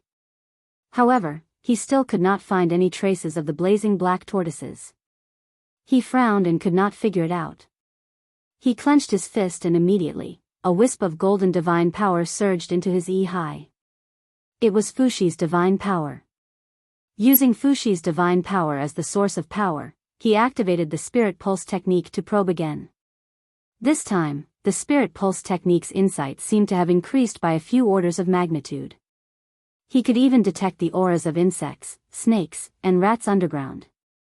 At the same time, deep underground on the shore of the Cloud Dragon Lake, Lin Muyu sensed that there was already fire energy resting at a depth of nearly 10 meters underground. Found it. He opened his eyes confidently and pointed his sword straight at a spot dozens of meters in front of him. He said, "Men, dig from here. About 10 meters away, we will be able to find the hibernating blazing black tortoise." "Yes, sir." A group of soldiers waved their shovels excitedly and started digging. As the soil flew, the pit became deeper and deeper. Meanwhile, the fire aura was getting stronger.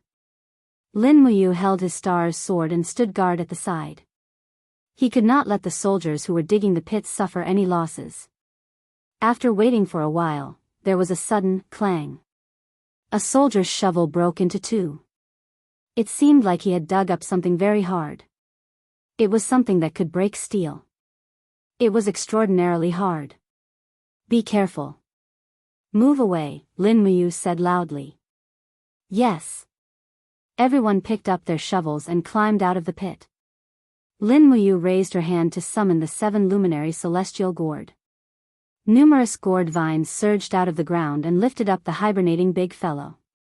It was a flaming black tortoise with a diameter of 2 meters. The flaming black tortoise's shell was in the shape of a sheet on its back. It could be bent, and when it coiled up, it looked like a huge fire lizard. Swish swish, it slowly opened its eyes from hibernation. When it saw Lin Muyu and the others, it immediately became violent. It roared angrily and the shell on its back stood up. Flames surged and swept the gourd vines toward Lin Muyu. At this time, Lin Muyu also saw it clearly. It was a 4,700-year-old blazing black tortoise. It could be considered a cub. "Commander, be careful." "It's fine." Lin Muyu laughed and raised her hand. The fiery Red King's combat flame danced and pushed forward. Suddenly, there was a bang, and the blazing black tortoise was forced to take a few steps back. Its curled-up body also slowly spread out. It lay on the ground and yelled at Lin Muyu. It seemed to be very angry. However, more and more golden gourd vines appeared. Lin Muyu's invisible domain also gradually descended and suppressed the little guy's anger. A 4,700-year-old black tortoise. Whoever has the confidence to tame it can come and try. "Let me try." In the crowd, a strong man in his 40s walked over with a sword in his hand. With a low shout, the spiritual power of the beast taming tactics surged out of High and began to communicate with the black tortoise. His body was enshrouded with a faint fighting spirit. He was a strong man in the heaven realm, a gold star instructor of the holy temple. Not long after, beads of sweat appeared on his bald head. Lin Muyu said, "If you can't do it, don't force yourself."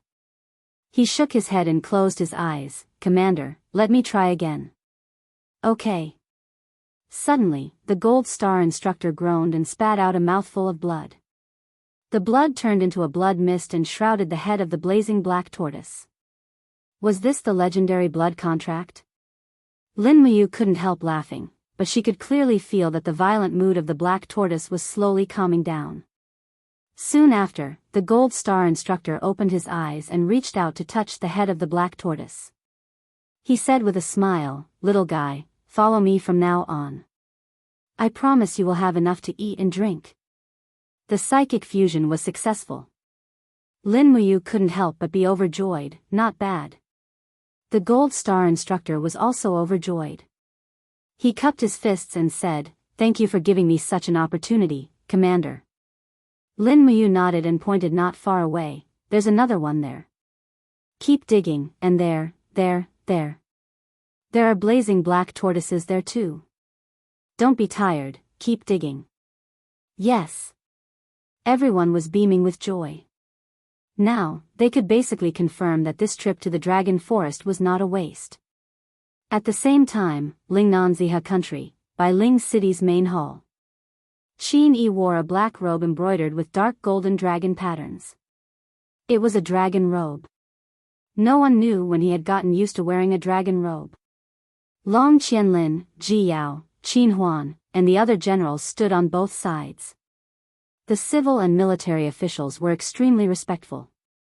Qin Yi slowly raised his arm and said with a smile, "Come, invite the fire dance deity king for an audience." The eunuch outside the hall said loudly, "Commander invites the fire dance deity king into the hall." However, there was no sound from outside.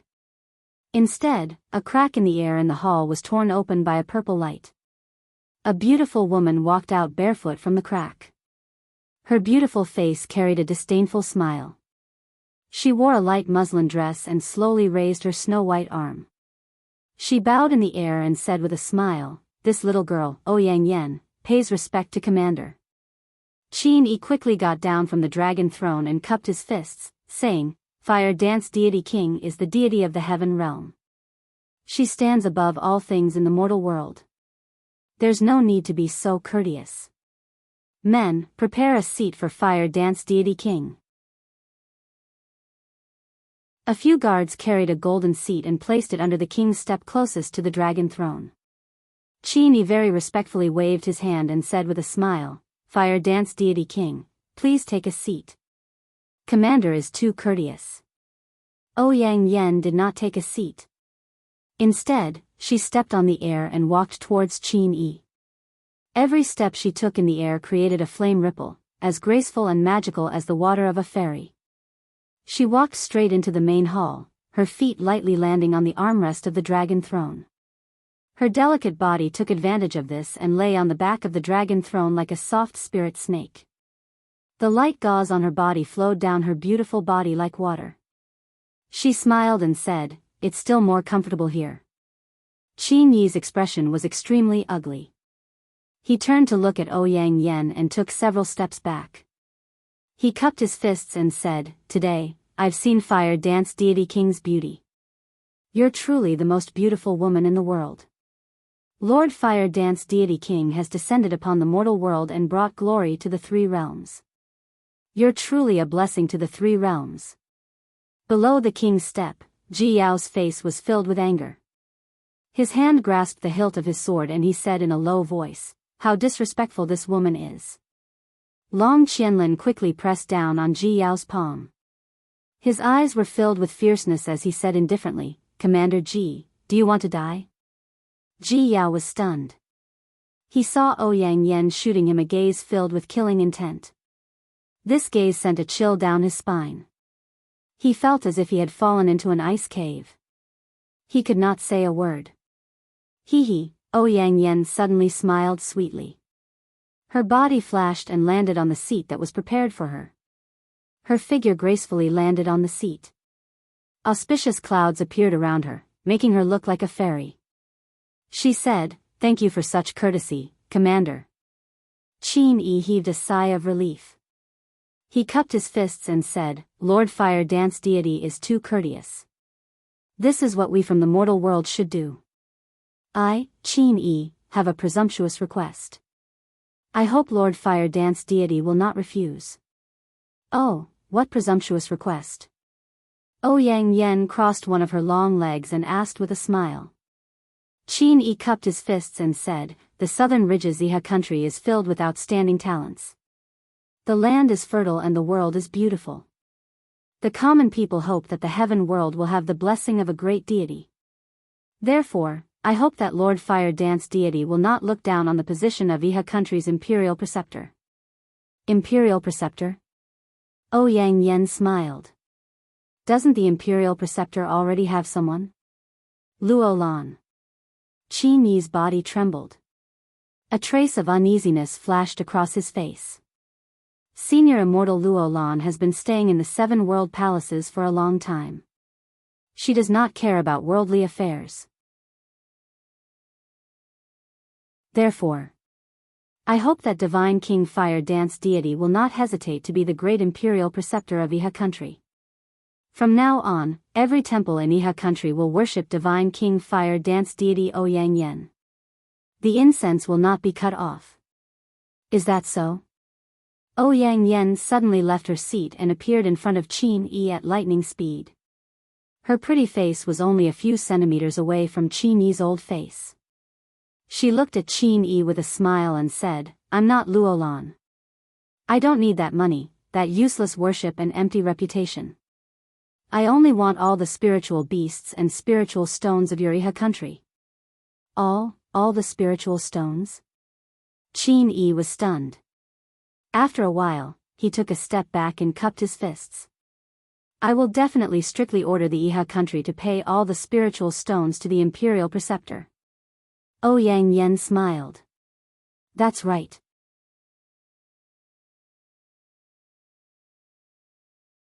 Chapter 547. The Heaven Gorge was a huge gorge that stretched for thousands of miles. White clouds lingered in the depths of the gorge. Although it was winter, it was full of spring. Hundreds of flowers bloomed, creating a beautiful scene. Between 2 huge mountain ranges, a majestic city stood in the middle of the mountains. The city was built with white jade bricks, looking solemn and solemn. The buildings in the city crisscrossed, and rows of cavalrymen wearing golden armors and riding on majestic war horses flew across the city, looking very busy. Hua hua. The warm wind made his cloak flutter. Among the magnificent pavilions, Qian Feng was wearing a marshal's military uniform with a helmet under his armpit, respectfully stepping into the palace step by step. Marshal Qian Feng, you're here? The head of the royal guards greeted respectfully. Yes, the divine emperor summoned me, Qian Feng said. Go in. Yes. The doors of the hall slowly opened. It was dark inside, all the windows were sealed shut. When Qian Feng stepped into the hall, the doors behind him slowly closed. It was already dark inside, but Qian Feng's cultivation base was profound. He could judge the terrain by the aura and walked in. He suddenly knelt down on one knee and said in a deep voice, "Subordinate Qian Feng pays respect to His Majesty God Emperor." In the darkness, strands of blood-red combat energy rose up, illuminating the person sitting on the throne. He was wearing a gilded cloak, and his face was hidden under the cloak. However, his voice was very loud and clear. He faintly said, "The marshal has finally returned. How is the training going?" Qian Feng said, "I have just grasped the profound meaning of the Qingquan battle technique. I still need some time to practice. Moreover, the armor demons are too clumsy. It is quite difficult to train them in battle techniques. I'll have to trouble you to train the troops, Marshal." Demon King's face was still hidden under the cloak. There are many outstanding cultivators in the celestial race, but the one who knows the most about the human army is still you, Marshal. Among the two marshals, Lei Chong is reckless. He can only lead the troops and not strategize. The future of the celestial race is in your hands, Marshal. Qian Feng cupped his fist and said, "This subordinate will not disappoint you, Your Majesty God Emperor." In addition to the armor demons, this subordinate has also recruited the Sky Hunters in the Heaven Gorge. The Sky Hunters are of the same lineage as the high-level celestial race, but they are born with moon eyes and have excellent archery skills. They can hit the target from 200 meters away. They will be a great help to the celestial race. Demon King said, "The Sky Hunters are originally the descendants of the celestial race. It is a great fortune for Marshal to let them serve the celestial race." Also, this subordinate has ordered the human craftsman to forge the giant crossbow and train a group of armor demons to learn how to use the crossbow. This kind of giant crossbow is about 2 meters long and can only be used by the armor demons with great strength. The impact when shooting is strong. I believe it can break the humans' arrow boxes. In addition, this subordinate has also ordered the human craftsman to mine and smelt iron to forge a large number of armors and shields for the armor demons. With the shields and the body defense, I believe that even the humans' white diamond arrows will not be able to penetrate the defense of the armor demons. Good, very good. Demon King smiled faintly and said, "Our celestial race has Marshal Qian Feng. I have nothing to worry about. Marshal, can you send someone to the human empire and Iha country to inquire about the situation?" Qian Feng smiled faintly and said, "This subordinate has been bribing the human spies to provide us with information. On the Empire's side, they have established the Heavenly Book Pavilion to collect all kinds of heavenly books and strengthen the training of the army. They have added a lot of troops to the steel wall.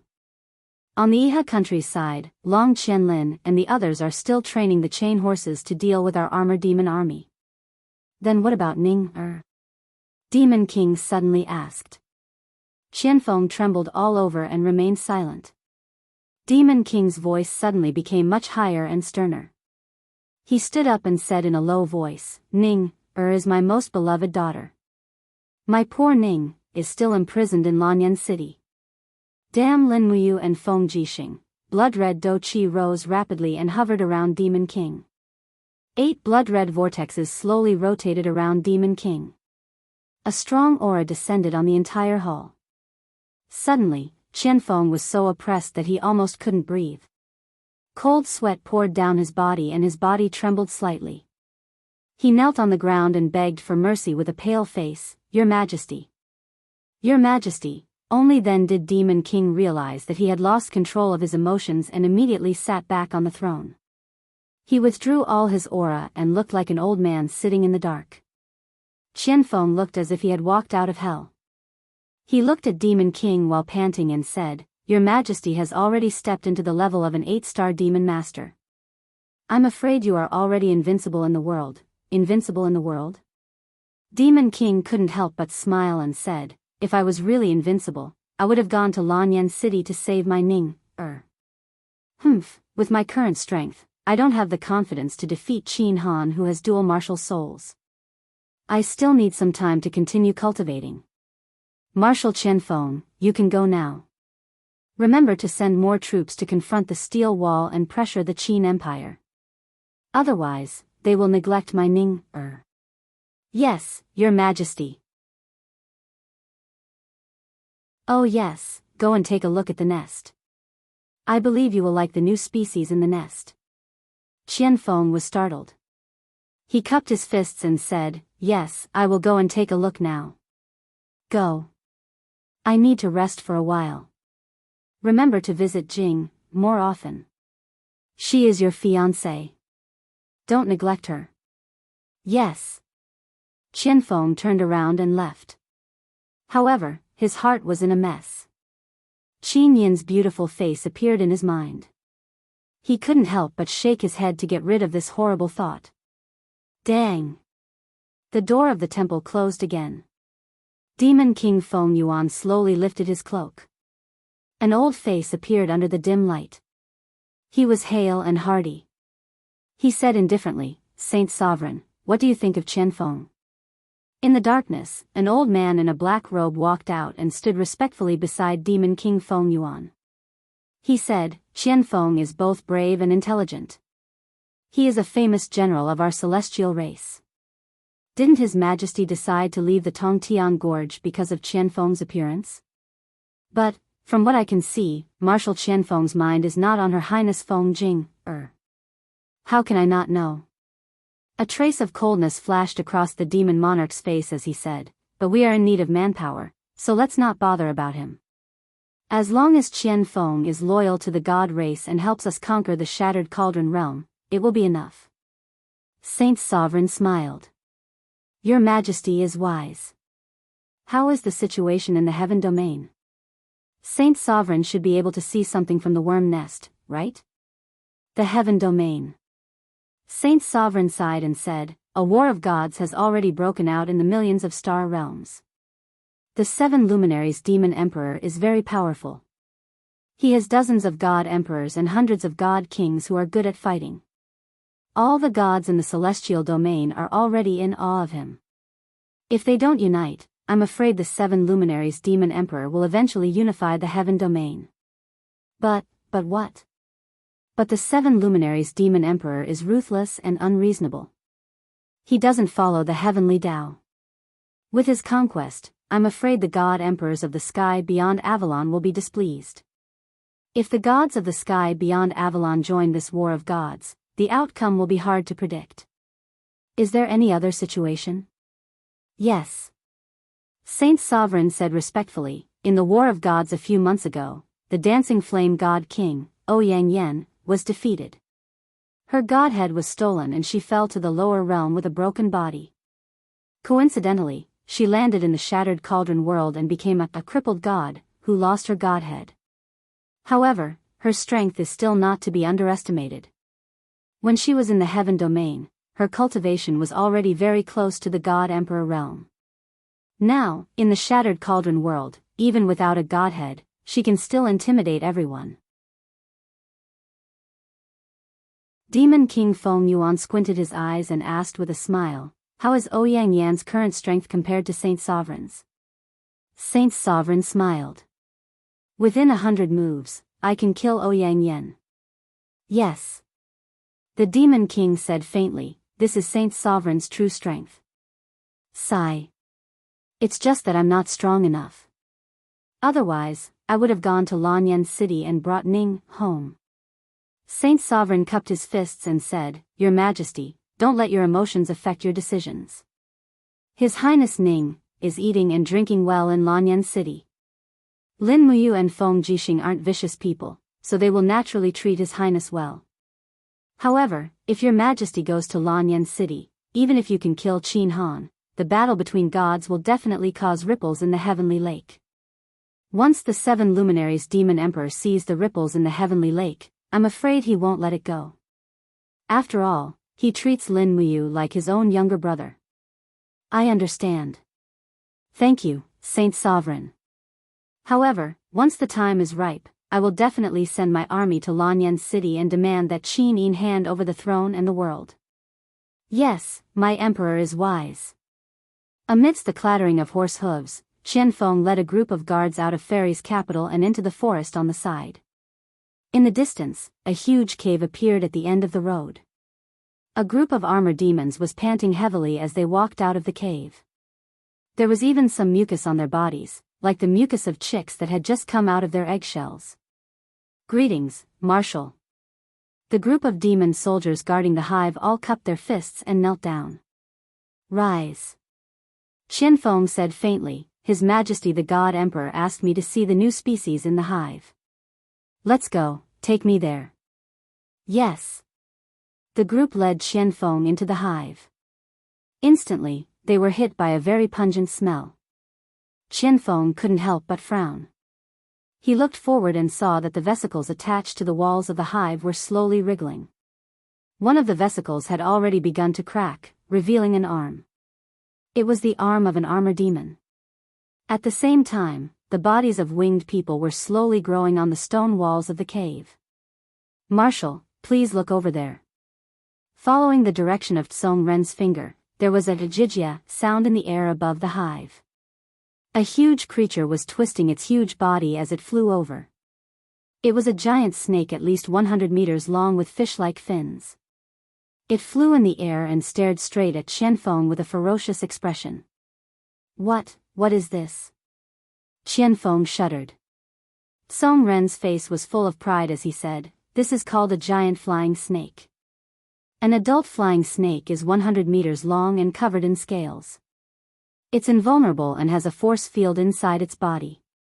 When it opens its mouth, it can absorb energy and spit venom. Now, we have already bred more than 10 flying snakes, and there will be more in the future. These flying snakes can join the Marshal's army after a little training. Now, what do you think the Marshal will win against the humans? Qianfeng looked up at the flying snake and gulped. He murmured, This is like a monster. The end of the humans has really come.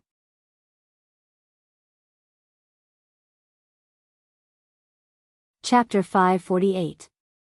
Phew, in the cave, Feng Jixing suddenly exhaled a mouthful of turbid air. Faint golden Sanskrit characters slowly rotated around him. When he looked up, he saw that the dim cave had suddenly become brighter. It was as if the cave had been pierced through. Auspicious clouds surrounded the cave, and thousands of Buddhist lights shone down from the sky onto his body. The kindness of the common people and the Buddha heart seeped into his spiritual field, making him feel comfortable all over. Although Feng Jixing didn't truly study Buddhism, he who had kindness in his heart quickly comprehended the Buddha heart. Raising his head, he saw many gods and Buddhas standing in great numbers. The Buddhas looked at him with benevolence, as though they were welcoming a new Buddha heart disciple. Ah! Feng Jixing's body trembled, perhaps out of excitement, or perhaps out of inexplicable nervousness. The next moment, the images of the Buddhas fell one by one, turning into Buddhist lights and entering Feng Jixing's body. Suddenly, everything turned dark. The illusion disappeared, and he returned to the darkness in the cave of Eagle Nest Mountain. Feng Jixing clicked his tongue in wonder, but he didn't know that he had already comprehended the Buddha's heart. But when he circulated his qi, the sound of Sanskrit resounded in his ears again. His body was enveloped by a layer of faint golden luster that condensed into the form of an arhat. He suddenly realized that he had already comprehended the 7th level of the Vajra protection technique, arhat descent. Dong dong, Zhang Wei's voice came from outside the stone door. General Feng, His Highness summons you to His Highness. There will be a court meeting this afternoon. Oh, I'll be right there. Feng Jixing floated down from the rock and landed on the ground. After he opened the stone door, a dazzling ray of sunlight shone on his face, making him feel especially comfortable. The Arhat's descent technique around him had yet to completely dissipate, causing Zhang Wei to be dumbfounded. He said, Commander Feng. You have comprehended the 7th level of Vajra's protection? That's right. Feng Jixing smiled and said, the diamond protection divine art is indeed a unique art. It is very powerful. Zhang Wei touched his nose and said, General Feng, you must not tell Commander Yu about this. Why? An arhat has descended. This means that General Feng has already entered Buddhism. In other words, he has become a monk. Commander Yu will laugh at you for not being able to find a wife. How dare he? Feng Jixing clenched his fists, and his eyes were filled with righteous indignation. You, this stinking brat, has won the most beautiful women in Lanyan City, Her Highness Yin, Princess Shi, and Chu Yao, the three great beauties. He definitely won't mercilessly laugh at me for not being able to find a wife. Zhang Wei laughed heartily. General Feng, don't be so agitated. A few days ago, one of the Fire Sparrow Division's hall masters, Lei Wantong, came to the Imperial Army camp, saying that he wanted to arrange a marriage for you. His second daughter, Lei Xiaodai, is already 16 years old and can be married off. He said that if General Feng is interested, there is no harm in marrying Lei Xiaodai. It can also be considered a wonderful thing. Lei Xiaodai? Feng Jixing frowned and said, is it that Lei Xiaodai who weighs 245 kilograms? I, Feng Jixing, will never compromise even if I have to be alone for the rest of my life. Zhang Wei, you don't have to say any more, or else you will be punished according to military law. Yes, Commander. Let's go eat something before entering the hall. Sir, I'm afraid we won't be able to make it in time. There is only an hour left before the court assembly, and it will take about an hour to go from Eagle Nest Mountain to Zetian Hall. Why don't you bear with it for a while and eat your fill after the court assembly? But I haven't eaten for 3 days. Sir, you are a Holy King level expert after all. It won't be a big deal if you starve for a while. Let's go quickly. If His Highness blames us for being late for the court assembly, we won't be able to bear the consequences. Commander Yu has gone to the Dragon Forest to carry out official duties. If you don't attend the court assembly, His Highness will be alone and helpless. All right then, Feng Jixing rubbed his stomach, and his stomach responded with a goo-goo sound. Only when he had recovered from his cultivation did he feel the surging feeling of hunger. He could only groan inwardly bitterly as he mounted his horse and led dozens of Imperial Army soldiers from Eagle Nest Mountain to Lanyan City. In the afternoon, Zetian Hall was surrounded by groups of soldiers. The number of Imperial Guards had already been restored to 200 people. Qin Yan, as the commander, was currently standing at the side of the Great Hall with an iron spear in his hand.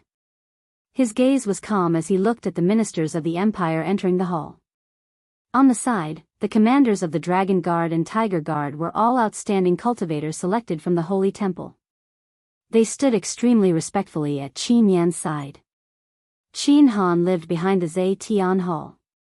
In reality, the Zetian Hall couldn't be any safer. The Imperial Guards guarding the Zetian Hall was nothing more than a formality at this moment.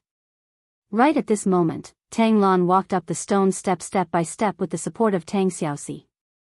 He was already very old, and his cultivation was low. How could he withstand the torment of the passing of time? His aged face no longer had the arrogant and bossy air from before. Instead, there was more kindness and tranquility. Qin Yan cupped his fists. Paying respects to Your Highness, the Seven Seas King. Paying respects to Princess Shi. Tang Lan smiled and said, Good afternoon, Commander Qin Yan. Tang Xiaoxi said, Yan, has Mu returned to the imperial capital yet? Not yet. Qin Yan said, this time, Big Brother said that he has to capture over 100 blazing black tortoises in the dragon-seeking forest before returning to Lanyan City. Over 100 blazing black tortoises aren't that easy to capture. Moreover, it's raining continuously. There's news from the dragon-seeking forest that the mountain is going to be sealed off by heavy snow. If that's the case, Big Brother can only return to the imperial capital when spring warms and the snow melts. Tang Xiaoxi pouted and said unhappily, how can it be like this? Qin Yan smiled and said, this is something that can't be helped. Princess Shi, please wait patiently. Big brother will return sooner or later. Emin, we're entering the hall. All right. After a few more minutes, Feng Jixing, Zhang Wei, Luo Yu, Xiahou Sang, and the other generals walked over together. Qin Yan still cupped his fists and said, General Feng, you're here. Ah Yan, your complexion is getting better and better. Your breathing is steady. Looks like your cultivation has improved again. You should be stepping into the holy region soon, right? Feng Jixing asked with a smile. Emin, it's just a matter of a few days. I should be able to step into the holy region, Qin Yan said with a face full of confidence. Feng Jixing sighed with emotion. Back then, the 4 heroes of Lan Yan were already bestowed by His Majesty as the young generation with the highest cultivation in the empire. Looking at it now, Yan has entered the holy region at the age of 21, even younger than that brat Yu. Truly, the new generation surpasses the old. Qin Yan smiled slightly and said, What are you saying, General Feng? We're all serving the empire. Moreover, the path of cultivation is endless. Who knows, I might be stuck at a certain realm for tens of years one day. On the other hand, General Feng's beer is full. You should have achieved some success in your cultivation, right? Not bad, just hanging around. Feng Jixing patted his shoulder and said with a smile, Then we're going in. Rumble, right at this moment, his stomach protested again. Qin Yan was stunned. What's this sound? Feng Jixing had an awkward expression. I came in a hurry and didn't have lunch. Hopefully, the afternoon court meeting can start a little faster. Go on, go on. If General Feng doesn't mind, I'll get the palace maids to prepare some hearts and send them over to you. No, you can't be special. As he spoke, Feng Jixing brought the 3 deputy commanders and stepped into the main hall. At this moment, almost everyone had arrived. Instead, Su Muyun arrived a little later with the help of Su Yu. Furthermore, there was a young man with an extraordinary appearance following behind him. He was wearing a green soft armor and was holding onto a metal spear that looked like it was made by nature. Qin Yan immediately extended his hand to stop him and said, Your Highness, this is? My godson, Luo Xian. I see. Young Master Luo Xian doesn't have a noble title yet. Please wait outside the main hall. All right. Su Muyun nodded, turned around, and said to Luo Xian in a gentle voice, Xian, wait here for a while. In a while, I will recommend you to Her Highness. At that time, just listen to the announcement and enter the main hall. Yes, father. Luo Xian stayed outside the main hall unwillingly and looked straight at Qin Yan with a provocative expression. Qin Yan was born a martial arts fanatic. Although he was young, his cultivation wasn't ordinary. Naturally, he also looked at Luo Xian coldly. However, Luo Xian didn't circulate his force, so Qin Yan couldn't see that this kid in front of him had the strength of a holy king. In the main hall, a group of officials stood in great numbers. Qin Yin was wearing an exquisite pale gold long dress. Her long hair was coiled up and strung together with a beast bone hairpin. This was bought by Lin Muyu when she and Lin Muyu were training in the White Leaves Forest. Although this beast bone hairpin was only worth 2 copper coins, to Qin Yin, it was especially meaningful. It was even more precious than those priceless jade hairpins on the Empress's dressing table. She walked gracefully to the front of the throne, dragging a graceful and luxurious golden robe behind her. Under the radiance of the radiance, the officials didn't dare to raise their heads to look at her. After Qin Yin sat down, the chief female official, Shangguan Jingyue, held a file and said, This month's revenue and expenditure are as follows. North Ridge Province, K County, the Treasury has a revenue of 759,000 gold and expenditure of 346,000 gold, a net income of 413,000 gold. North Ridge Province, Zhoushe County, the Treasury has a revenue of 814,000 gold. All the officials listened attentively. After Shangguan Jingyue finished reporting the lengthy financial revenue, Qin Yin smiled and said, Sirs, please report if there's anything. If there's nothing, the court is dismissed. Heavenly Book Pavilion Administrator Ji Lin immediately stepped out and cupped his fists and said, "Your Highness, Heavenly Book Pavilion is full of outstanding talents." The second young master of the Lu residence, young Master Lu Feng, wrote a book on the laws of thunder and lightning last night.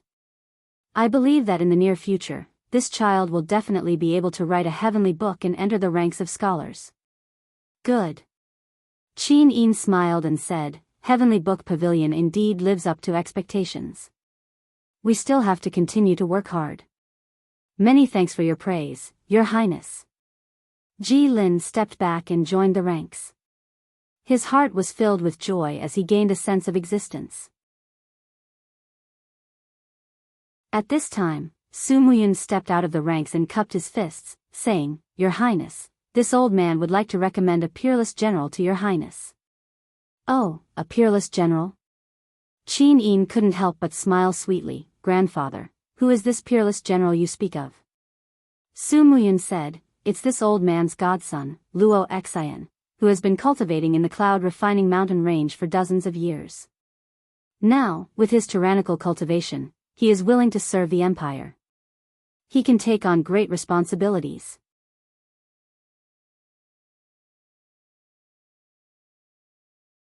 Chapter 549. "In that case, summon him for an audience," Qin Yin said cheerfully. "Thank you, Your Highness." Su Muyun turned around and said to a few attendants, "Someone, summon Luo Xian into the hall." The attendants passed on the message. Very quickly, Luo Xian, who was standing outside the hall, entered the hall accompanied by Qin Yen. He wore a set of green soft armor, and the iron spear in his hand was confiscated by Qin Yen. He was not qualified to bring weapons into Zhe Tian Hall. "Luo Xian greets Your Highness." After Luo Xian came to Su Muyun's side, he cupped his hands and bowed to Qin Yin. Immediately, Feng Jixing, Xiang Yu, and the rest were slightly displeased. A commoner entering Zhe Tian Hall was actually not allowed to kneel. Did Su Muyun not teach him? Cough cough, Su Muyun looked at Luo Xian and said in a low voice, "Greetings, Empress." "You must kneel." Luo Xian hesitated for a while before slowly kneeling down and said, "Luo Xian, greet Your Highness." Qin Yin raised her hand and said, "You may rise. I heard that you are my grandfather's adopted son, so you are considered my uncle. Luo Xian, since grandfather recommended you as a general, then I will test you on the spot. Please enlighten me, Your Highness." Among the military books that have been passed down for a long time in the empire, Xiang Wentian's 9 Scrolls of Victorious Tactics is the most famous. Have you read it before? No. Luo Xian cupped his fists and said. Then, what about positional warfare? You should have heard of the Qingquan tactics, the invigorating army tactics, and the horned dragon tactics, right? No, I haven't, Luo Xian said calmly. Qin Yin was a little stunned. She looked at Su Muyun and said, "Grandfather, did Xiao Yin's uncle not learn any military books?" Su Muyun cupped his fists and said, "Your Highness, although Luo Xian is not proficient in the art of war, he is very strong and is worthy to be the commanding general. I dare say that there are not many generals in this hall who are Luo Xian's match." Oh. Qin Yin's interest was piqued. She smiled and said, "Luo Xian, what have you learned?" "I will follow master and cultivate the purple dragon incantation and purple dragon spear technique." Luo Xian's eyes were filled with pride as he said, "Since my adoptive father recommended me as a general, I will not disappoint him. If Your Highness doesn't believe me, you can order the other generals to challenge me. If I lose, I will immediately leave Lanyan City and be too ashamed to hold any military position." Isn't he too arrogant? Tang Xiaoxi frowned. Xiang Yu frowned. He could sense that Luo Xian's aura was very strong, but he did not know exactly how strong it was. Su Muyun cupped his fists and said, "If Your Highness wishes to see Luo Xian's cultivation, you can move to the open space outside the hall to watch the duel." "All right." Qin Yin nodded. "Move out of Zhe Tian Hall." The cold wind howled in the harsh winter, causing Qin Yin's golden robe to flutter violently. She was escorted by a group of guards and female officials to the outside of the hall. A group of generals also surrounded the square, and the imperial guards stood guard outside. Luo Xian stood in the center with his iron spear in hand. He cupped his fists and said, "All the generals can come and challenge me. Luo Xian can fight 10 people in a row." Bullsh *T. Zhang Wei had a bad temper. He unsheathed his sword and said, "I'm afraid the first person will be able to defeat you. You pale-faced boy, eat my sword." Swoosh! The blade of the sword cut through the wind, and flames enshrouded the sword. Zhang Wei had been cultivating with Feng Jixing for many years. Although he could not catch up to Lin Wuyu and Feng Jixing's realm, he could be considered an expert in the imperial court. Looking at the momentum of Zhang Wei's sword, Luo Xian could not help but smile faintly. She kicked the tip of the iron spear with her left foot, and with a bang, the iron spear was already in her hand. The tip of the spear was pointed at Zhang Wei's sword from afar. With a clang, sparks flew everywhere. A faint fighting energy shook the square, and Zhang Wei's sword was directly sent flying. Bastard! Zhang Wei flew into a rage out of humiliation. He swung his iron fist, and the power of his martial spirit danced around his fist. It was the fiery soul fist. The corner of Luo Xian's mouth curled up. With a clang sound, the handle of the long spear pierced into the bricks. She leaped forward, and with a single arm, a faint purple dragon martial spirit lingered around it. The moment she came into contact with Zhang Wei's fist, she turned her fist into a palm. Pung! An energy shockwave spread out, but Zhang Wei's fist was caught by his opponent. No matter how hard he tried, he could not shake it off. Luo Xian's face was full of smiles. She moved forward, and with a cross of her hands, she slammed into Zhang Wei's chest. Pung! Zhang Wei was sent flying, and he spat out a mouthful of blood. At the moment of impact, Luo Xian's arms were covered with a fiery red king's dough flame. The impact was enough to injure Zhang Wei. Smelly brat! Zhang Wei flipped over, and the blood on the corner of his mouth was about to drip onto the ground. But at this time, Feng Jixing said in a low voice, "Old Zhang, get back here. You've already lost." Zhang Wei's body trembled as he stood in place. His face was ashen. Feng Jixing said, "Don't say any more. His strength is far above yours. Get back here." "Yes, Commander." However, only a few people saw the king's dough flame that Luo Xian displayed in the blink of an eye. Feng Jixing and Xiang Yu were both Holy King realm cultivators, so they could naturally capture this detail. And Qin Yin and Tang Xiaoxi, whose cultivations weren't low, also saw it. Luo Xian stood proudly in the field and said indifferently, "So the deputy commander of the Imperial Guard, the Great Captaincy, only has this ability. Who else is there? Feel free to try." Feng Jixing looked at Xiang Yu from afar and said, "Marquis Pingnan, as the descendant of a famous general, is even praised by the army as the empire's god of war. Don't tell me you don't want to test this little General Luo Xian's strength?" Xiang Yu looked coldly at Feng Jixing and said, "General Feng, as the Marquis of Yunzhong and the commander of the Imperial Guard, you are the most suitable person to challenge this little General Luo Xian." "Pay." Feng Jixing secretly spat. This bastard Xiang Yu clearly doesn't have confidence in Luo Xian's victory. That's why he's declining here. Zheng Yifan squinted his eyes and asked, "Little General Luo Xian, I wonder if your martial soul, is it the legendary founding General Luo Tonghai's martial soul, the first-grade purple dragon?" Luo Xian cupped his fists. "Yes, this lord has a good eye." Zheng Yifan couldn't help but stroke his beard and laugh. Luo Tonghai's martial soul is the exclusive martial soul of the Luo family's bloodline. This little General Luo Xian must be Luo Tonghai's descendant. How rare. Luo Xian said, "I don't want to rely on my ancestors' reputation to obtain any title. I only want to rely on this spear in my hand to gain some fame." Good, good, good. Zheng Yifan praised. Among the group of generals, the few generals from the Longdan army camp all had indignant expressions on their faces. Situ Shue's beautiful face was cold. She pressed her hand on the hilt of her sword and said, "This fellow is so arrogant because Commander Yu isn't in Lanyan City. If Commander Yu is here, I'd like to see how he can resist Commander Yu's stellar sword." "Humph, I'm afraid that spear won't be enough," Feng Shi said in a low voice. "Don't tell me we're just going to let him laugh at our empire for having no one capable." Dang! Situ Sen's sword was already unsheathed. He leapt forward and said, "Since everyone has declined, Situ Sen, we'll test this little General Luo Xian's ability. Come." Good. Luo Xian could see that Situ Sen had the power of a heavenly emperor. He could be considered a good opponent. She was excited and rushed forward with her spear. She swung the spearhead, and with the power of her battle aura, she aimed straight at Situ Sen's chest. Good.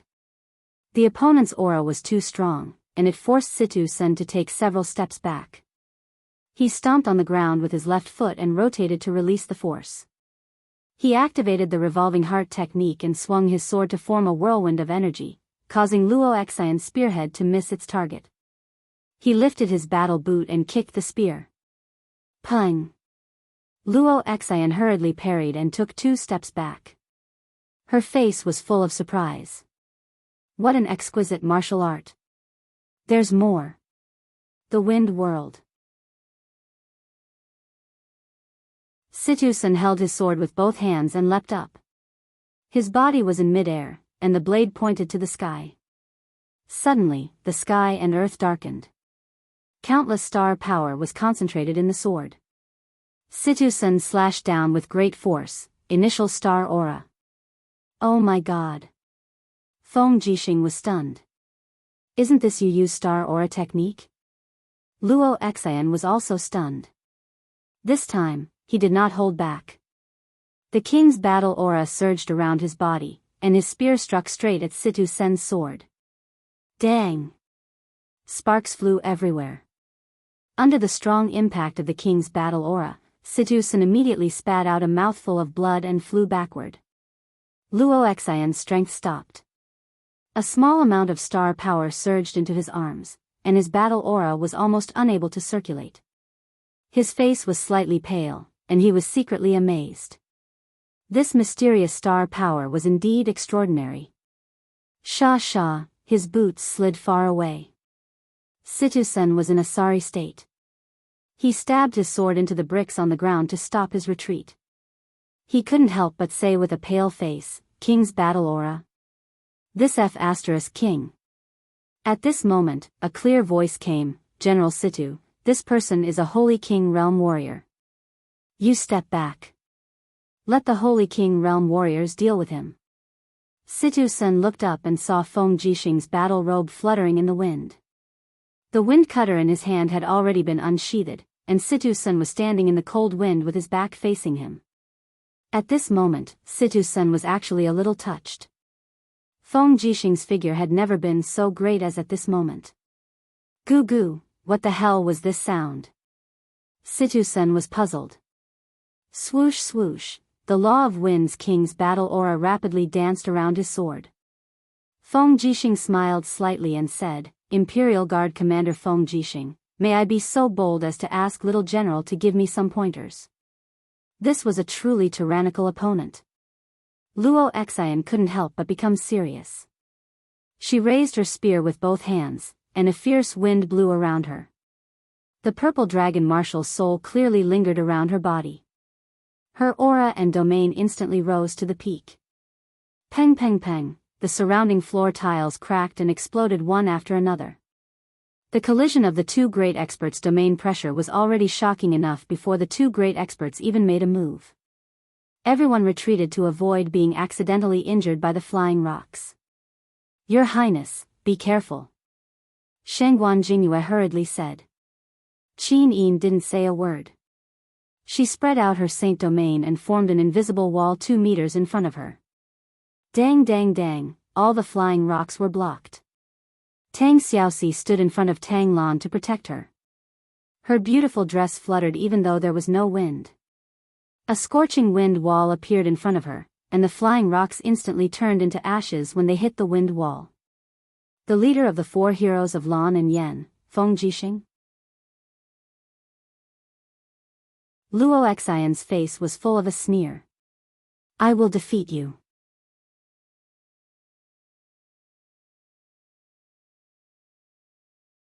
Chapter 550. The flame wolf howled, and lightning soared into the sky. In the blink of an eye, Feng Jixing's figure could no longer be seen on the plaza of Zhe Tian Palace. All that could be seen was the raging wind and the soaring lightning around him. Everyone, including Qin Yin and Tang Xiaoxi, had no choice but to retreat. Feng Jixing's cultivation had improved by leaps and bounds over the past 2 years. No one had ever seen him use his full strength.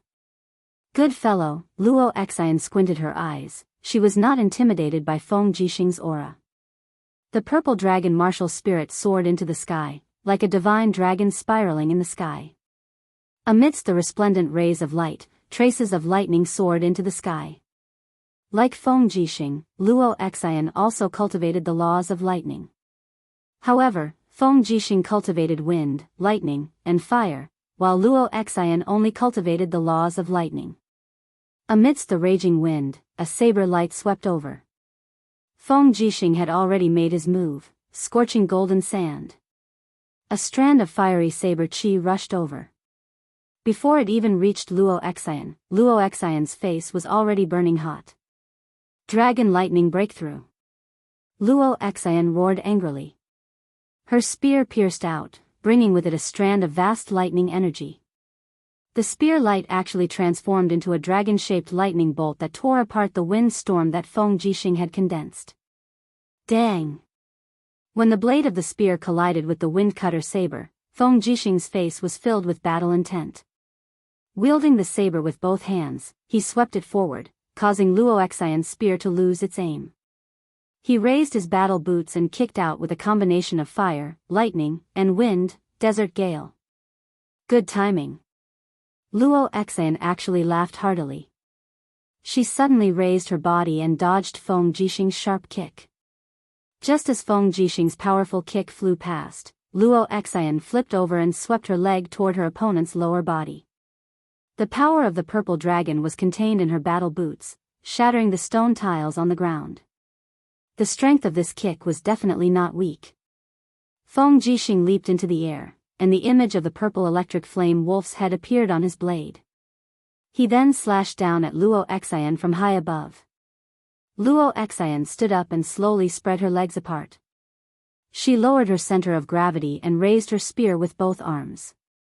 This move had to be parried. Feng Jixing's attack was too fierce. Pung! The swords and spears created a shockwave that blew away the snow that had yet to be swept away. It also made a group of ministers retreat one after another. Each and every one of them could barely open their eyes. A scorching hot power revolved around the spear's body. Luo Xian endured the burning pain and struggled to thrust the spear into the sky. In an instant, the sky was filled with the phantom images of the spear, making it difficult to distinguish the real from the fake. Unable to land on the ground, Feng Jixing could only rely on his battle flames to balance himself. He held his saber in front of his chest and unleashed his ultimate technique, blade dance. Ding ding dang dang dang, sounds rang out in the air. The wind-cutter saber's blade radiance continued to descend onto the ground, leaving terrifying blade scars on the ground. Most of the blade chi landed on Luo Xian's battle armor, and the scales condensed by the purple dragon marshal's soul were being disintegrated inch by inch. At the same time, the spear radiance that was imbued with the purple dragon's light also struck Feng Jixing's body. Buzz buzz buzz, a series of Buddhist chants swept across the earth. The protective aura around Feng Jixing was extremely dense, and Luo Xian's determined spear projections were unable to penetrate even an inch into it. What kind of aura is this? Instead, it was Luo Xian's arms that felt numb from the shock. He was filled with suspicions as he concentrated all his strength on the spearhead and struck towards Feng Jixing's chest. Bam! The rebound force from the protective aura sent Luo Xian flying, and Feng Jixing was finally able to land on the ground. He gathered his battle flames again and charged at his opponent with a roar. The power of his saber soared into the sky, and he slashed out with his saber, creating a storm, heaven-devouring demonic saber. A chill ran down Luo Xian's spine, and he actually felt timid. That's right, he had a premonition that he was going to lose, but he couldn't lose face here. Ha! Luo Xian stabbed his spear into the ground and raised his palms. A purple dragon poured into his body, and his battle flames formed a shield. He was actually using his palms to block Feng Jixing's saber projections. Bam! The floor tiles were torn to shreds, and a third of the plaza was destroyed in an instant. Luo Xian stood where he was, looking battered and exhausted. The soft armor on his body had been sliced to pieces by the blade light, revealing the powerful muscles of his upper body. Although it was winter, his body was covered in sweat, and steam rose from his body. There was even a hint of excitement on his face. It seemed like Feng Jixing's heaven-devouring demonic saber wasn't that strong. Come on, Feng Jixing. Show me what you've got. Luo Xian laughed loudly, and the purple dragon martial spirit around him roared endlessly. The more he fought, the more courageous he became. Feng Jixing's arm that was holding the saber was trembling slightly, and his face was ashen. The only reason he couldn't attack in a hurry was because of his stamina. His stamina was running out, and he couldn't use the king's battle flames and the protective aura of the diamond. General Feng, what's wrong? Situ Shui couldn't help but ask. I'm fine. Feng Jixing waved his hand as he complained in his heart, if I'm full, I'll beat the crap out of you. But I'm so hungry. There was no other way. For the sake of the imperial army and the empire's reputation, he had to fight. With a wave of his saber, Feng Jixing pounced forward again, and a storm surged into the sky as he clashed with Luo Xian. In the end, the two of them fought back and forth. After exchanging over 100 moves, they were still evenly matched. However, those with slightly higher cultivations could feel that Feng Jixing's domain aura was gradually decreasing. On the contrary, Luo Xian's aura was getting stronger and stronger, showing signs of surpassing Feng Jixing's. Dang! When the saber and spear collided, Feng Jixing's arm went numb, and he couldn't muster any strength. The wind-cutter saber would have flown out of his hand. Damn it! Feng Jixing cursed as he retreated dozens of meters, and he used the saber as a support to stabilize himself. He raised his palm towards Luo Xian and shouted, "Stop! I'm done. I'm done." Lightning danced around Luo Xian, and she said with a smile, "The winner hasn't been decided yet, why is General Feng stopping?" Feng Jixing's face was pale, and he said, "Wait until I'm full." So, General Feng admitted defeat? I didn't admit defeat. Feng Jixing shouted in a low voice. Su Muyun gently stroked his beard and said with a smile, "Since General Feng didn't admit defeat, then let's fight again, until a winner is decided." You! Feng Jixing was infuriated. At this moment, Qin Yin stepped onto the pockmarked battlefield and said, "Forget it. Since Commander Feng has lost, so be it. It's just a loss for today." She could also see that Feng Jixing was not in his best condition. If it was Feng Jixing in the past, it would be hard to predict the outcome.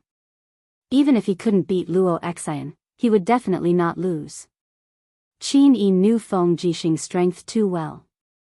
"So, I won?" Luo Xian couldn't help laughing. "Father, did you see that? I defeated the head of the 4 heroes of Lan Yan, Feng Jixing." Ha ha ha. The 4 heroes of Lan Yan are not as powerful as I thought. Qin Yin was very angry when she heard that. "What did you say?" Qin Yan was already carrying his iron spear and preparing to go into battle. Right at this time, a fiery red figure suddenly flew over, sticking close to the ground. Before Luo Xian could react, he was already looking at him at close range. It was Tang Xiaoxi. She had already entered the 9-tailed transformation state. 9 flame tails danced in the air behind her, and the raging flames rose sharply. She raised her right hand backward, and a golden mark flowed in her palm. She said with a slight smile, "Do you dare to take one of my moves?" "You?" Luo Xian was startled by this beautiful demon fox girl in front of him. But seeing that the flames lingering around her body were actually also King's battle flames, he was even more shocked for a moment. He hurriedly raised both palms, forming a round shield, assuming a defensive posture, and said in a low voice, "Do you think I'm scared of you?" 10th level, Cosmic Seal. Tang Xiaoxi smiled sweetly. Pung! The Cosmic Seal's radiance rose sharply, and the piercingly cold energy instantly broke through Luo Xian's protective aura. His body was blasted away from his original spot like a falling leaf, rolling into a pile of rubble. If it wasn't for Tang Xiaoxi temporarily restraining more than 70% of her power, Luo Xian would probably have died under this attack. "Princess Shi, you." Su Muyun turned pale with fright. Tang Xiaoxi slowly returned to her human form, waved her hand to disperse the power of the fire god's seal, and said with a smile, "You can't even take one of my moves. What qualifications do you have to mock the wind, rain, thunder, and lightning?" Luo Xian slowly crawled up from the mess, and his face was pale. I only lost to you because I exhausted a lot of energy. When I recover my strength, I will naturally challenge you again." However, Qin Yin raised her eyebrows. "Insolence. Shao Shi is the Empire's princess. Luo Xian, you don't have any title yet. If you say such insolent words again, don't blame me for not giving grandfather face." Su Muyun also frowned and said, "Luo Xian, come to foster father's side. Don't speak nonsense anymore." "Yes."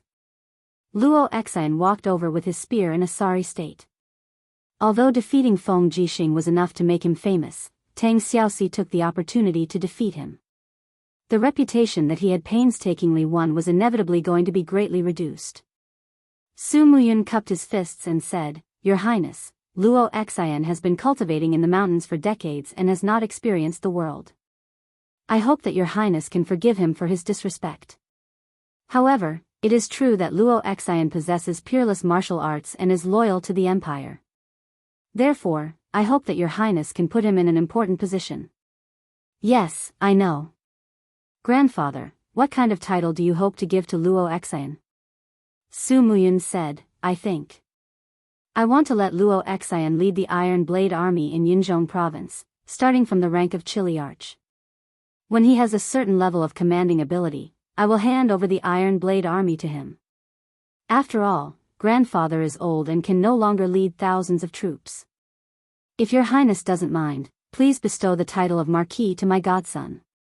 "Ah." Qin Yin was stunned. Situ Sun, who was not far away, laughed and said, "Your Highness, do you know how long it took for Commander Lin Muyu to rise from a low-class noble to Marquis Yunling? It took a full 4 years, and he used the achievement of drowning 70,000 armored demons in exchange for the title of Marquis Yunling. Moreover, he is the godson of the former emperor. May I ask? Luo Xian has not made any contributions, so what right does he have to be conferred the title of Marquis?" Su Muyun's face instantly fell. Qin Yin smiled and walked forward. She held Su Muyun's arm and said sweetly, "Grandfather, let's talk about conferring the title of Marquis in the future. Since Luo Xian has already joined the Empire's army, there will be plenty of opportunities for him to make contributions in the future. For now, let's give him the position of Chiliarch and the status of a 4th-class noble. What do you think, grandfather?" Since the Empress had given him a way out, Su Muyun naturally wouldn't refuse. He smiled and said, "Yes, I will listen to your Highness's arrangements."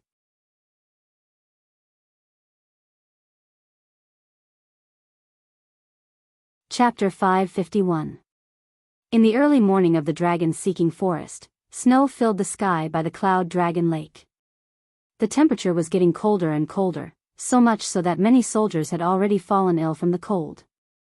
Smoke rose from the chimneys of the tents by the lake, and the people of the spiritual fire department were boiling medicinal soup to ward off the cold. Outside the tent, a group of flaming black tortoises were squeaking and crawling on the snowy ground. They were like large dogs, and they would spit out mouthfuls of flames as a show of force. These were all tamed flaming black tortoises. Although they had already fused with the divine temple staff of the beast taming department, the degree of fusion was not very high, and they still maintained an extremely violent temperament. Rustle, rustle, snowflakes danced in the air and landed on her shoulder armor. Lin Muyu leaned on her astral sword and looked at the group of blazing mystic tortoises. She frowned and asked, "What's wrong with them?" Wei Chou crossed his arms and said, "They're hungry. These flaming black tortoises were planning to sleep for the entire winter, but we woke them up. That's why they're complaining that they're hungry. Milord, we need to find food for these flaming black tortoises. Otherwise, I suspect they'll break free and become wild spiritual beasts again." Lin Muyu nodded. Looking at the frenzied flaming black tortoises, it was indeed very likely that they would break free and betray the alliance. They had to think of a solution as soon as possible. However, all the bloodthirsty tigers within a radius of several dozen kilometers had been killed. Furthermore, ferocious beasts roamed the area. Wild boars, rabbits, badgers, and muntjac, which did not have strong offensive power, would not appear. The flaming black tortoises were not to be trifled with. They wanted to eat meat, so food would be a huge problem. After a quick count, the Longdan army camp had already tamed 97 flaming black tortoises. They were only 3 away from 100, and they were almost done. In order to prepare for future losses in the war, it would be best to capture a few more. It seemed like they would have to spend another day by the Cloud Dragon Lake before returning to Lanyan City. Furthermore, this weather, Lin Muyu looked up at the heavy snow flying all over the sky and couldn't help sighing. It was estimated that the heavy snow had blocked the mountain. It was really difficult to go back to Lanyan City. Now she needed to consider the fodder for the horses and the food for the winter. Bai Yin quietly appeared beside him and said, "Commander, even if we want to pass the winter, we shouldn't do it by the Cloud Dragon Lake. There's a shortage of food here. We should enter the mountains and find a place to hide for the winter. Then, we can search for provisions and food for the winter. Let's catch 100 blazing black tortoises first." "Yes." After the sky was completely bright, the team set off. As usual, Lin Muyu used the spirit meridian technique to find the habitat of the blazing black tortoises. She dug out the hibernating blazing black tortoises and tamed them. While a group of soldiers from the Longdan army camp were digging with shovels, Wei Chou had already led a group of people to break the ice of the shallow waters of the Cloud Dragon Lake. They started to break the ice and catch fish to feed the captured blazing black tortoises. These black tortoises had a huge appetite. In just 3 days, they had almost finished all the meat they had brought. The people from the Divine Temple naturally didn't fish like fishermen. Wei Chou held a longbow in his hand and stepped into the ice-cold lake with his combat boots. He closed his eyes and felt the movement of the fish in the mud. He tied a string to the tail of the arrow and pulled back a fat fish with every arrow he shot. Other than Wei Chou, there were even more people stabbing in the water with their spears and harvesting a lot. The hibernating fish were thrown onto the snowy ground, causing a group of blazing black tortoises to fight over them. However, not long after, there was a sudden howl. A soldier from the Longdan army camp was suddenly dragged into the water by something. Blood surged in the lake amidst the howl, and there were sounds of ice breaking in the distance. "There's something under the water." Wei Chou turned pale with fright. He hurriedly drew his longbow and shouted, "Everyone, come ashore. Everyone, come ashore." Hiss, hiss, a long hissing sound came from the lake. Amidst the loud bangs, a half-meter thick layer of ice shattered, and a huge creature crawled out of the water. Its body was covered in indigo scales, and it had a ferocious head swaying in the air. On the other hand, it had 8 long and sharp blade-like arms. The blade-like arms were stained with the clothes of the dead soldiers of the Valiant Dragon Battalion. This was none other than a 4,500-year-old frost-armored horned dragon. Bastard! Wei Chou was enraged. He raised his hand and shot an arrow. The arrow pierced through one of the frost-armored horned dragon's arms with a paw. Blue blood gushed out. Unfortunately, it couldn't seriously injure the frost-armored horned dragon. The power of an arrow was too insignificant for a huge creature like the frost-armored horned dragon. Frost-armored horned dragon? Lin Muyu was taken aback as well. She hurriedly flew over and suppressed the frost-armored horned dragon's violence with her Saint Realm aura. She then shouted, "Wei Chou, don't kill it yet. Someone, come and try to tame this frost-armored horned dragon." As she spoke, the golden gourd vines rose from the shallow mud and bound the frost-armored horned dragon's head and 8 lethal arms. The frost-armored horned dragon was the overlord of the water and had a violent temperament to begin with. It roared madly and kicked its 4 legs in the water with all its might. But how could it break free from the restraints of a holy king like Lin Muyu? "Let me do it." Wei Chou walked forward with a frosty expression. He abruptly smashed his fist into the frost-armored horned dragon's ugly skull, venting its anger at the fact that it had killed its subordinate. Wei Chou couldn't help but feel apprehensive when he felt the intense pain from his fist. The frost armor on the frost-armored horned dragon's body was indeed extremely hard. No wonder the white drill arrow was unable to cause any damage to it. Slowly opening his palm, Wei Chou activated the psychic art. He quietly tried to communicate with the frost-armored horned dragon. After a few seconds, his E-high was filled with ferocious waves. Wei Chou trembled all over. He could feel the hunger, violence, and fear of the frost-armored horned dragon.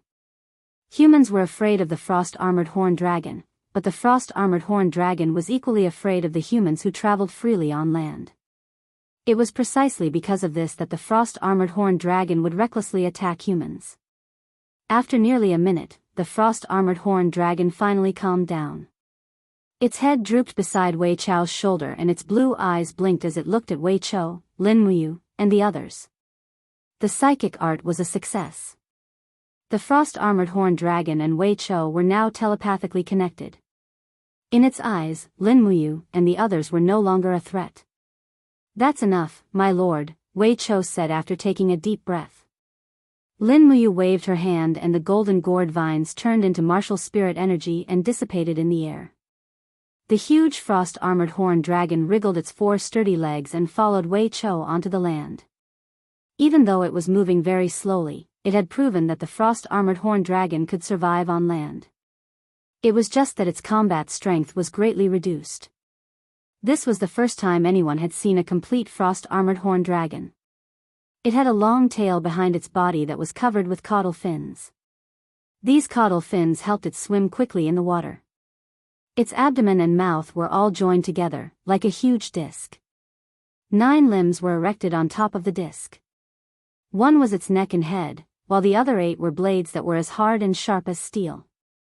Bai Yin tightened his cloak to ward off the cold and said, "My lord, this frost-armored horned dragon has very limited combat strength on land. With its slow speed, I suspect that it might not even be a match for an armored demon in a one-on-one fight." Lin Muyu shot a glance at the frost-armored horned dragon and said, "Its true battlefield is underwater. Bai Yin, you haven't experienced the Battle of the Padeo River, so you don't know that the demon race has an army called the Mastiffs. The demon race's navy is much stronger than ours.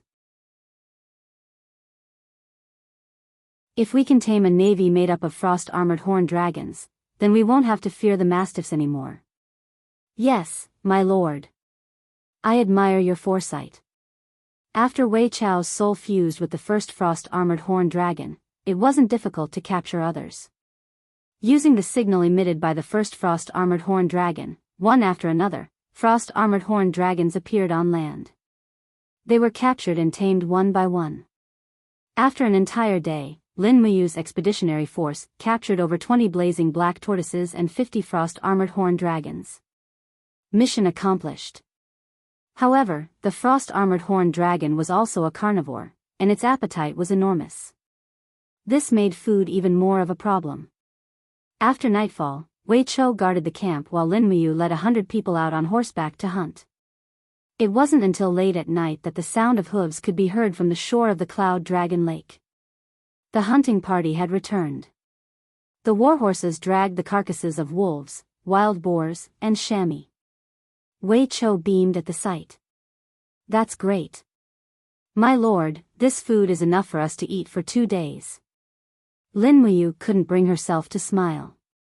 She brushed off the snow on her shoulders and said, "We've brought back all the prey within a 30-kilometer radius. We'll be leaving the Cloud Dragon Lake tomorrow morning. We're almost done with all the food here." Yes. The next day, the snow finally lessened. Early in the morning, after eating their fill, the 500-strong party slowly left the Cloud Dragon Lake. They brought along 120 blazing black tortoises and 50 frost-armored horned dragons. This was a fruitful trip. The frost-armored horned dragons moved very slowly on land. Their 4 legs crawled on the ground, but their tails swayed back and forth as if they were swimming in the water. It looked very stupid, but there was nothing they could do. They could only walk at their own pace. It was already not bad if they could cover 100 kilometers in a day. They moved slowly like this. In the blink of an eye, 5 days had passed. The party arrived at the mountain range at the edge of the dragon-seeking forest. However, the snow had already sealed off the path they came from. Nearly 5 meters of snow blocked the 5-kilometer-long valley, making it impossible for the party to advance any further. Are we really going to wait for spring to come in the dragon-seeking forest? Wei Cho said helplessly. Bai Yin said, perhaps. Otherwise, what else can we do? Unless the gods descend to the world and bring spring back to all living things. Bring spring back to all living things. Lin Muyu remained silent. My lord, do you have a solution? Wei Cho asked. Lin Muyu nodded happily. Bai Yin's words have reminded me. Let's set up camp here tonight. We can return to Lanyan City after the snow melts tomorrow morning. Oh. Why would the snow melt? Wei Cho raised his head to look at the fine snow drifting in the air. It was freezing cold all around him. He smiled bitterly and said, I'll thank the heavens if the snow doesn't get thicker and thicker. At that moment, Lin Muyu took out a steel sword from her cosmos sack. With a light flick of her wrist, she activated it. Whoosh! An indigo ray of light shot into the sky. The energy of the world had already been activated. It was the medium-quality heavenly tome of the law of life that Lin Muyu had obtained from killing the ghost general in the forest of heavenly tome monoliths. With the activation of the heavenly tome, a ripple swept through the entire valley. The temperature rapidly rose, and the sound of snow melting could be heard. Wei Cho, Bai Yin, and the others were all dumbfounded. None of them could say a word.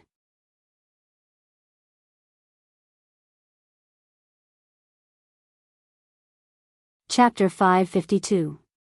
Yunzhong Province. The sound of horses' hooves echoed in the valley. This was the garrison of the Yunzhong Province's Iron Blade Army, but it was also very close to Cangnan Province's Wugu City.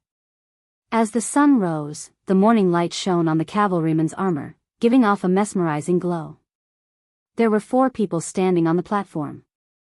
They were Su Muyun, Su Yu, Su Long, and Luo Xian, who had just joined the Iron Blade Army.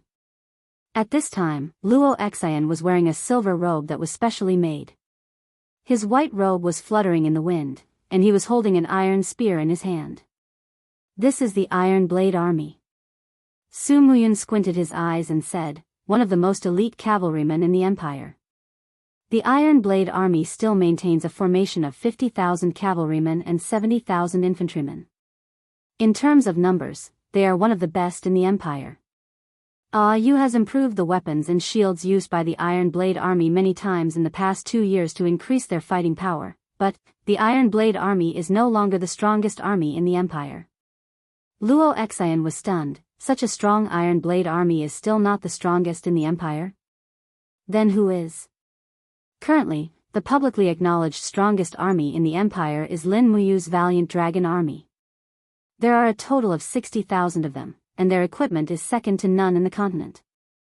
Their military strength is also witnessed by everyone. Suyu smiled faintly and said, the brave dragon battalion defeated the first demon legion at the wildfire plains with almost negligible losses, forcing the first demon commander, Qian Feng, to return in defeat.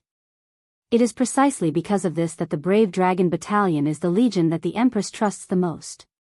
Luo Xian's eyes were full of fighting spirit. Father, don't worry. I will definitely follow Sister Su Yu and Uncle Long to learn the art of war. I will make the Iron Blade Army the strongest army in the world, surpassing the Longdan army camp. Good. Su Muyun nodded and smiled. This is what I wanted to hear. Now, I will give you your first order. Luo Xian immediately cupped his hands. Father, please give me your order. I will give you 5,000 cavalrymen.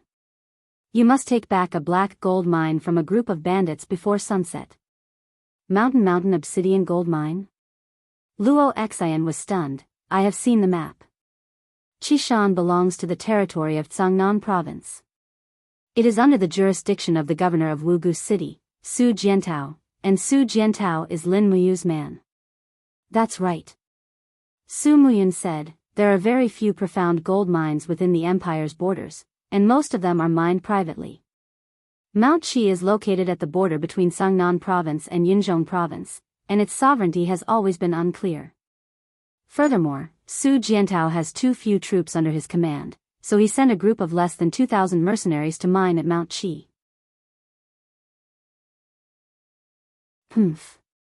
Since that's the case, we'll just treat this group of mercenaries as bandits and eliminate them, and take the Mount Qi's profound gold mine for ourselves. Yes, I understand. The sun had completely risen above the horizon and shone on Su Muyun and Su Yu's faces. Su Yu was slightly displeased after hearing Su Muyun's words. She waited until Luo Xian rode away before saying, Father. Yu is Xiao Yin's man. Us making such a big fuss is no different from provoking him. Provoking? Su Muyun looked at his daughter indifferently and said, how many people from the Su family are still being used by His Highness in the Zetian Palace? If we don't consolidate our strength, I'm afraid that Tang Lan will be able to quietly destroy our Yunzhong province without a trace before Xiao Yin makes a move. The profound gold mine is extremely important to any power. In the future, whoever controls the heavenly book will have great power. Suyu wanted to say something but stopped herself. Helplessness was written all over her charming face. 3 days later, after tossing and turning, Lin Muyu's 500 men finally returned to Lanyan City. Situ Sen and Situ Shui led 5,000 men from the Longdan army camp out of the city to welcome them. When they saw a group of frost-armored dragons and blazing black tortoises, they were immediately shocked. Commander, is this the legendary frost-armored dragon? Situ Sen held the hilt of his sword and looked at Wei Chao's spirit pet with caution. Huff. Huff, the frost-armored dragon seemed to have sensed Situ Sen's hostility. It immediately moved its head over and spat out a frosty breath at Situ Sen's face.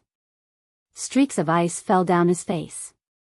Immediately, Situ Sen pulled out his sword and said angrily, lightning-throwing Lu Mao, you bastard, how dare you spit at me? Wei Chou glared and said, General Sen, this is my spirit pet. Don't provoke it. Situ Sen laughed and put his arm around Wei Chou's shoulder. He said, Chou, do you have any extra frost-armored dragons? Why don't you give one to me and I'll treat you to a drink? Wei Chou widened his eyes and said, my name is Wei Chou, not Ah Chou. What's the difference? We shouldn't haggle over every penny. Our lives are too tiring.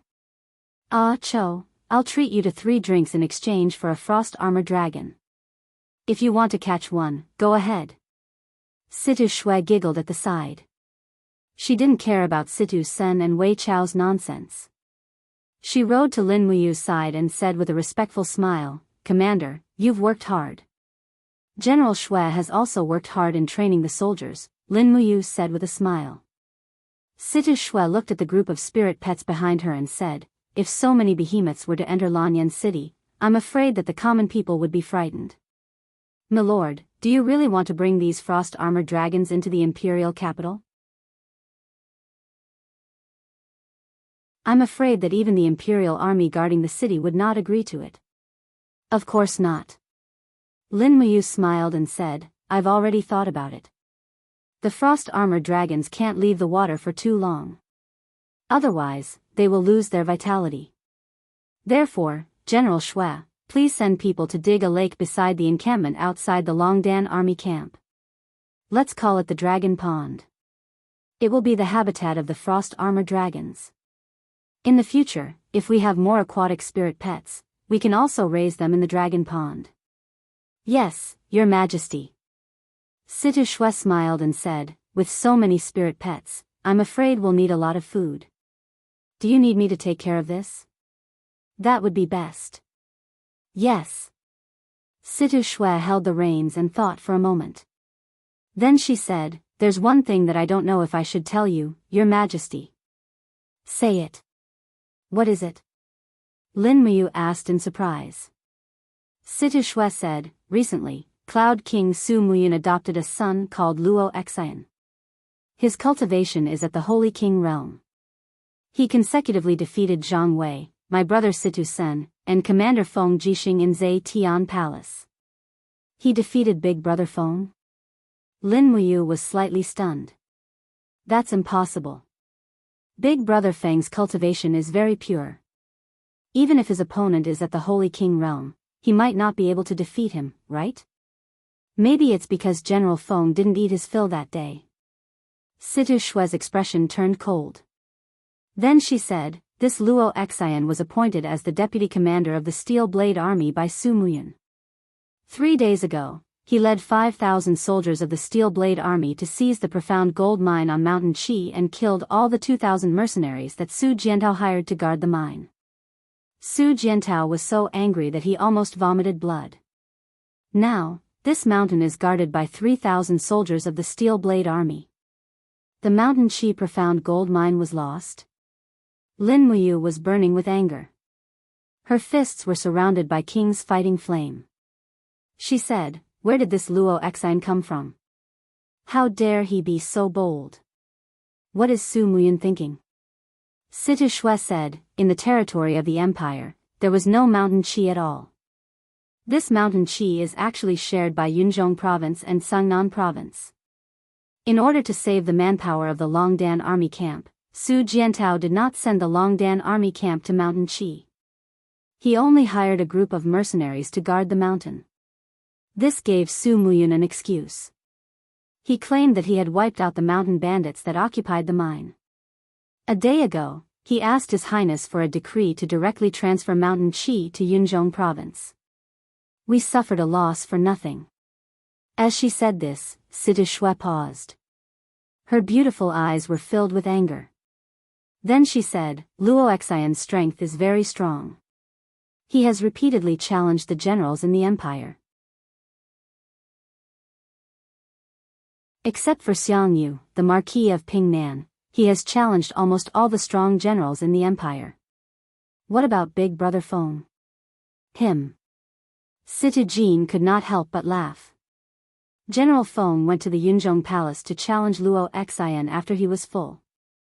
However, Luo Xian closed the door and refused to fight. He avoided General Feng's challenge time and time again. I heard that. There are rumors in the empire that Luo Xian is already the strongest in the empire. Strongest in the empire? Lin Muyu laughed. With Chu and Qin Han around, who does he think he is? Are you going to the Yunzhong Palace to challenge Luo Xian? There's no need. Lin Muyu said, once the news of my return to Lanyan City spreads, Luo Xian will definitely take the initiative to find me. Only by defeating me can he really be the strongest. Yes. After entering Zai Tian Palace to hand in the order and having dinner with Qin Yin and Tang Xiaoxi, Lin Muyu brought the 200 staff members of the Holy Palace back to the Holy Palace to hand in the order. The mighty group of people attracted the attention of the people on Tongtian Street. The Holy Palace was brightly lit. Guiyang held a scroll in his hand and was reading a section of a martial art mental cultivation method. Xin Yuanhong sat at the side with his eyes closed in an elderly manner. There was a hint of a leisurely smile on his lips. Lin Muyu pays her respects to the great deacon. Greetings to Deacon Guyang. Oh. You is back. Xianyuan Hong stood up and glanced at Lin Muyu and the others. He smiled. It seems that Yu's cultivation has improved after this trip. It's all right. Lin Muyu smiled modestly. She said to Xianyuan Hong, Great Deacon, I have something to discuss with you and Deacon Guyang alone. Oh, then come to the side palace. Yes. When there were only 3 people in the side palace, Lin Muyu took out the scroll she had written and said, Great Deacon, please take a look and see if this mental cultivation method is feasible. Oh. Xianyuan Hong received the scroll doubtfully.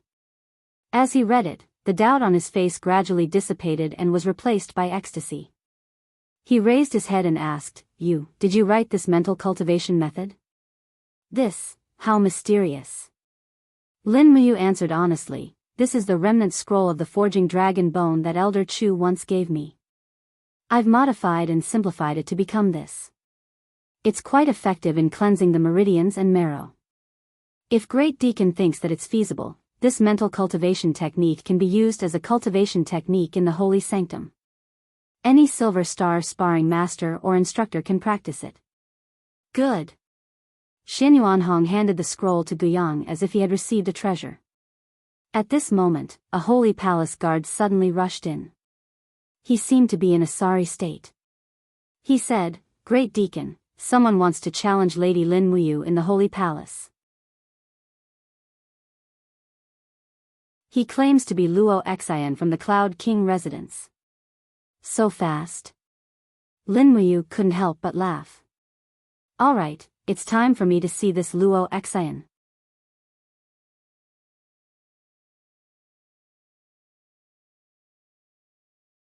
Chapter 553. Torches lit up the main road in front of the Divine Temple. More than a dozen Divine Temple guards had already drawn their swords and sabers and were coldly facing the outside. Outside the hall, torches flickered. The guards of the Cloud Mansion were dressed in martial attire and were guarding the perimeter. Luo Xian was clad in silver armor and holding a spear. Her eyes were filled with arrogance as she said in a clear voice, Commander Yu, please come out and teach me. As a deacon, although Zhen Fang had lost his cultivation due to his Sea of Qi being destroyed, he still held a long sword and said, The Divine Temple is a place for people who cultivate their hearts and virtue, not a place for fighting. Lin Muyu is the Marquis of Yunling and is not someone you can challenge as you please. Luo Xian, you should go back and be a deputy chiliarch. Luo Xian said with a cold face, Zhen Fang, this is none of your business. Go away. I heard that you were an expert in the past, but now that your Sea of Qi has been destroyed, you have become a useless person. I don't want to fight with you. You. Zhen Fang trembled with anger, but there was nothing he could do. A group of people from the Divine Temple were also filled with righteous indignation. Many of them almost cursed out loud, but because of the Cloud Mansion's reputation, no one said anything. After all, Su Muyun's influence in Lanyan City and Yunzhong Province was too great. He was not someone ordinary people could afford to offend. The sound of footsteps came from the main hall. A few Gold Star instructors were holding torches to clear the way. Xianyuan Hong and Guyang, the 2 respected elders, were walking in front. Lin Muyu, Wei Chou, Bai Yin, and the others followed behind. Luo Xian recognized Xianyuan Hong and immediately cupped her fists and said, Greetings, Great Deacon. Xianyuan Hong nodded. Young General Luo Xian, why have you come to my Divine Temple? To meet Lin Muyu. Luo Xian's lips curled up. If I don't defeat Lin Muyu, I won't be the number 1 among the younger generation in Lanyan City. Xianyuan Hong laughed. If you get the number 1, what do you plan to do next? Luo Xian was startled. I don't know and I don't care. I want to be the number 1 in Lanyan City and the Empire. Only then will I be worthy of my father's grace. Saying so, Luo Xian's eyes fell on Lin Muyu. As a Saint King Realm Master, he could feel Lin Muyu's powerful aura and pointed his spear directly at Lin Muyu. Commander Yu, as the second of Lan Yan's 4 heroes, don't you dare accept this Luo Xian's challenge? Lin Muyu stepped forward and stood majestically in front of Luo Excian. Her eyes were filled with disdain as she smiled and said, I heard that a few days ago you led your men to seize Mount Qi of Cangnan province. Luo Muyu Lin Luo. So what if I know? So what if I don't? Luo Excian laughed coldly. Lin Muyu's smile widened.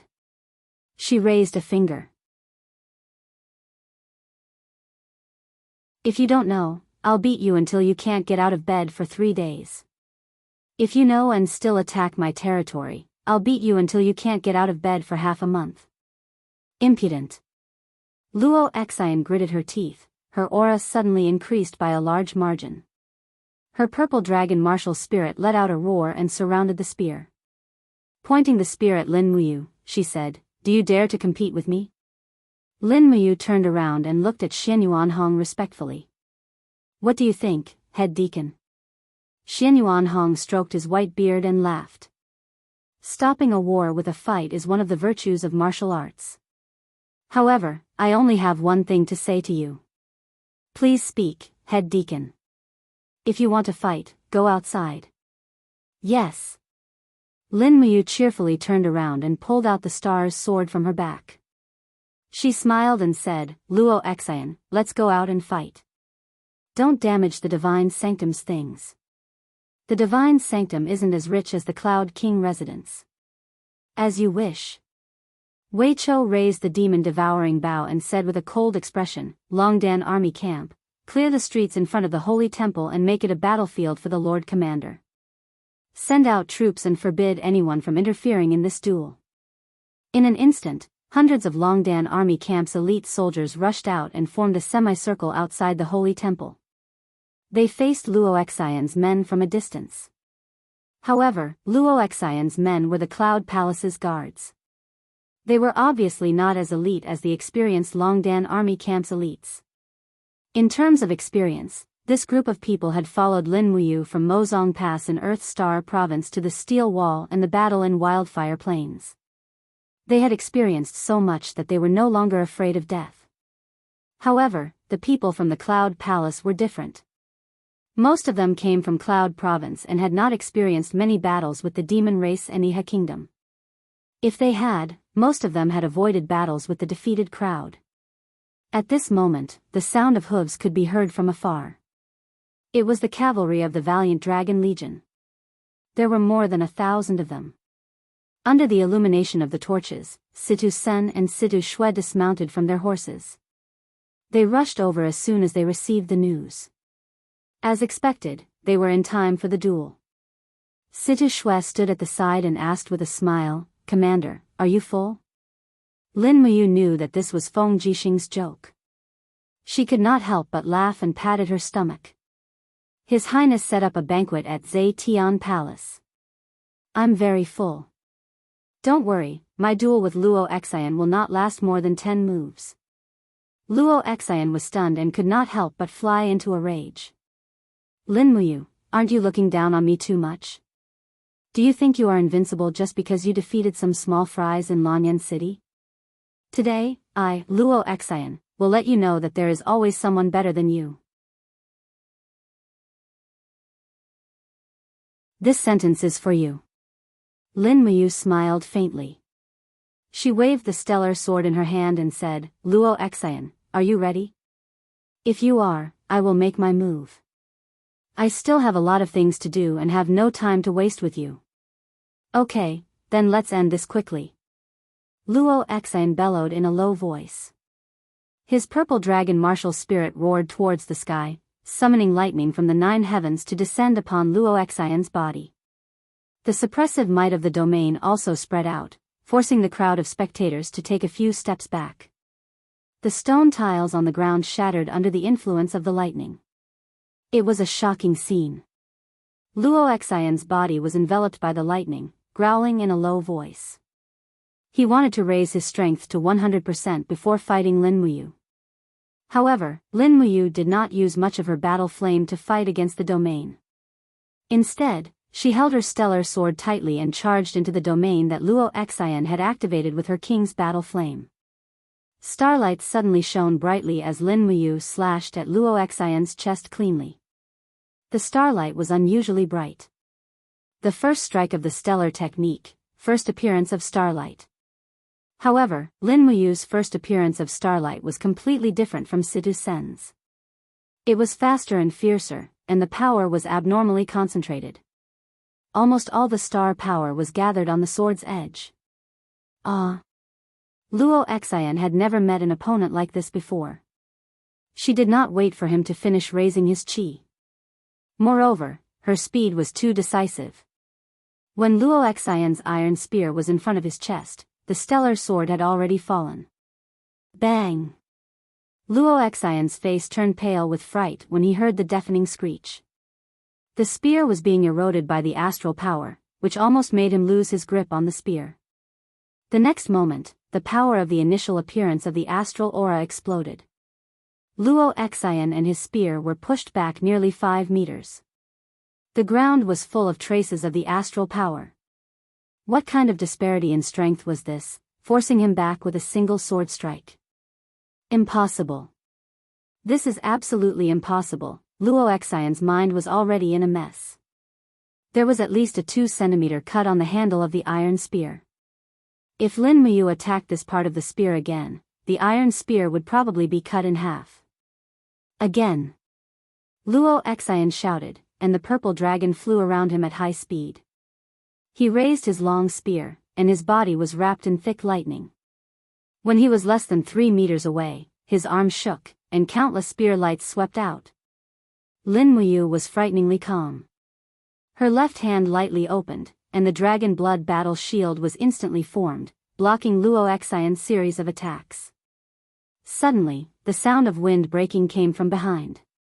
It was the tail of the purple dragon sweeping out. This attack was very insidious, and it caught people off guard. But Lin Muyu's spirit pulse art had already seen through it. She waved her sword, and the golden god binding chains circled around the blade, instantly disintegrating the purple dragon's tail. Ha! Luo Xian poured all her strength into her battle flames, and the attacks on the spear became more and more violent. In the blink of an eye, the dragon blood battle shield had become a sieve, and its surface was full of holes. Lin Muyu couldn't help but be shocked. This Luo Xian really was amazing. The strength of the purple dragon was so domineering. No wonder Feng Jixing lost to this kid on an empty stomach. But the moment the dragon blood battle shield shattered, Lin Muyu suddenly opened her left hand, and a dazzling ray of light soared into the sky. In an instant, Luo Xian couldn't open her eyes. All was fair in war. Although Luo Xian had cultivated with her master for many years, her combat experience was simply too immature compared to Lin Muyu. Buzz! Dark energy swirled around her left fist, and strands of ghostly power surged. Lin Muyu closed in, and her left fist shot out like lightning, directly striking the purple dragon battle armor on Luo Xian's abdomen. For Luminary's demon god cry. Bam! After shattering Luo Xian's battle armor with a single strike, Lin Muyu took advantage of the momentum of Luo Xian's retreat and activated falling star steps the moment her feet touched the ground. Her exquisite star steps flashed behind Luo Xian like a bolt of lightning. Bending her body, she lashed out with her right leg, sweeping Luo Xian's legs with the force of an autumn gale sweeping away fallen leaves. With a loud crack, Luo Xian's left leg was most likely broken. Arg! A howl of anguish rang out as Luo Xian determined Lin Muyu's position. He turned around and unleashed a fierce spear strike that was fast and vicious, and he didn't hold back in the slightest. It was a lethal strike. However, Lin Muyu had her sword in hand, and she was able to easily deflect the spear strike with just a gentle wave of her starlight sword. At the same time, she raised her body and launched a powerful elbow strike into Luo Xian's chest. Bam! The suit of battle armor that Luo Xian had condensed in such a short time was unable to withstand the blow, and with a loud crack, countless ribs were broken. Just as his body was less than 30 centimeters away from the ground, Lin Muyu raised her leg and kicked Luo Xian and his spear away as if they were a sandbag. Bam! Luo Xian's breastplate and knee pads were already shattered, and he rolled dozens of meters on the ground with his spear. He lay on the ground in a sorry state, and a mouthful of blood sprayed from his mouth. Young General! Young General! The guards of the Cloud King's mansion were already dumbfounded. Luo Xian, who had astonishingly defeated Feng Jixing in the Zhe Tian Palace, had actually been defeated by Lin Muyu in just 3 moves.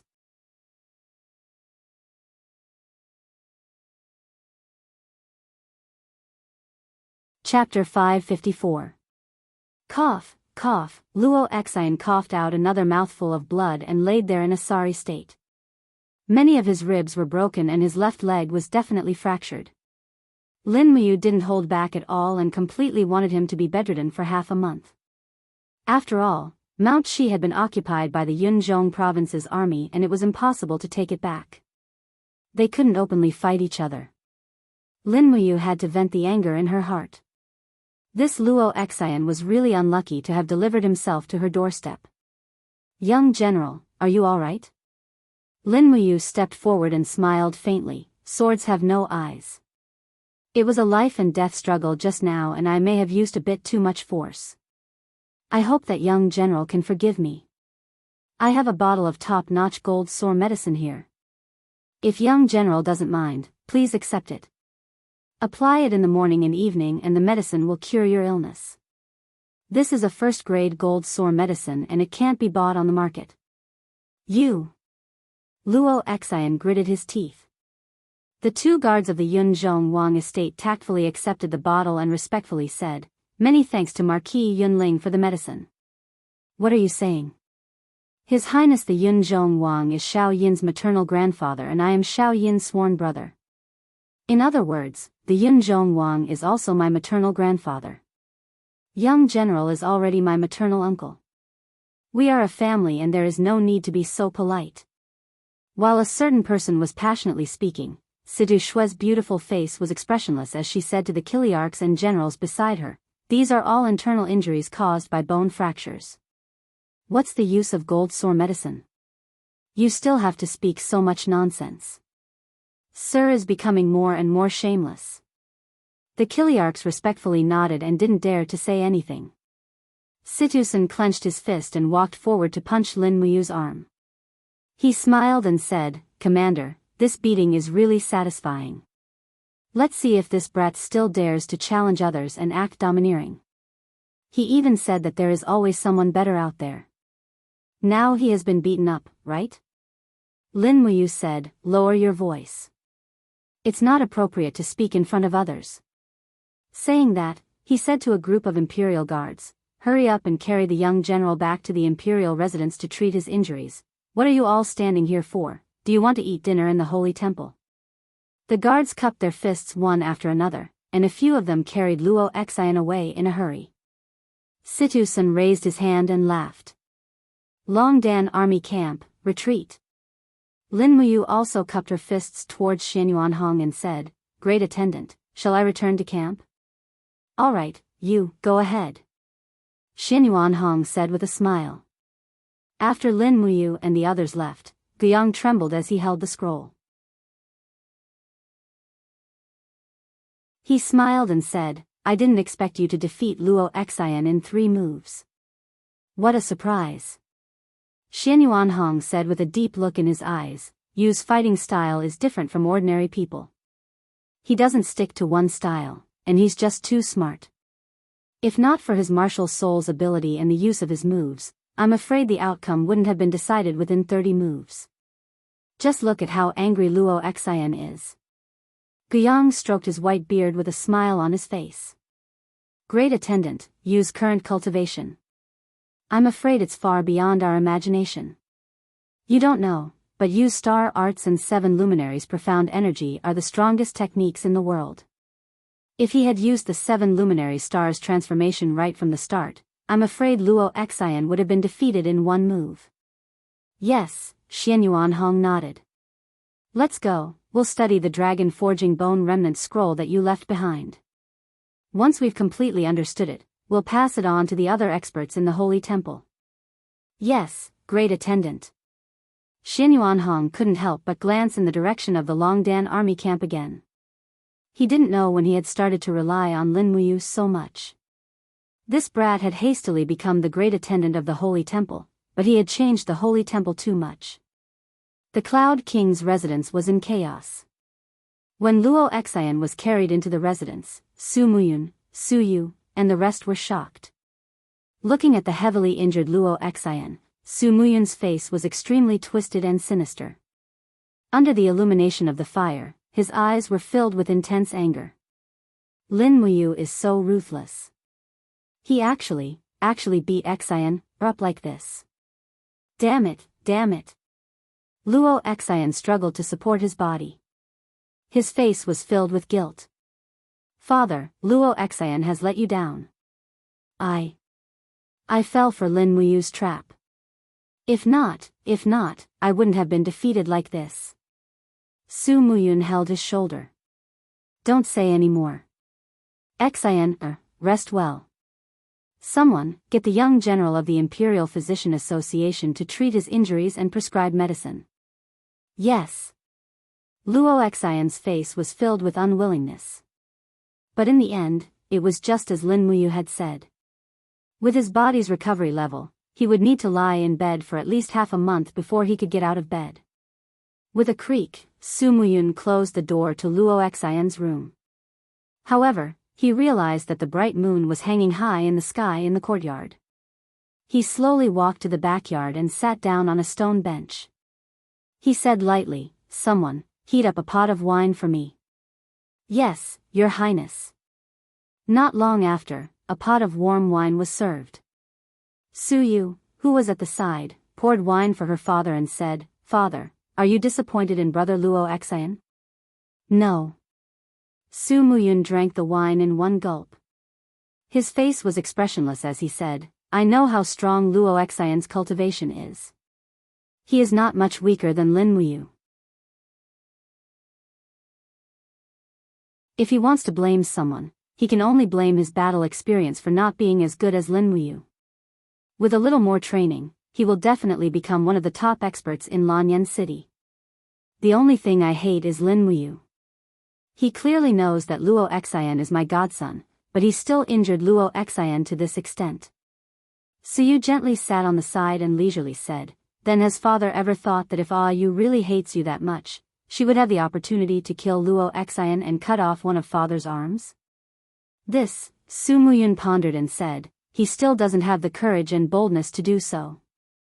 Su Yu smiled. How could Lin Muyu, who dared to kill Tang Bin and challenge the demon race's army of 100,000 with only 5,000 people, not dare to kill Luo Xian? Father, you did not kill Luo Xian because of your relationship with Xiao Yin.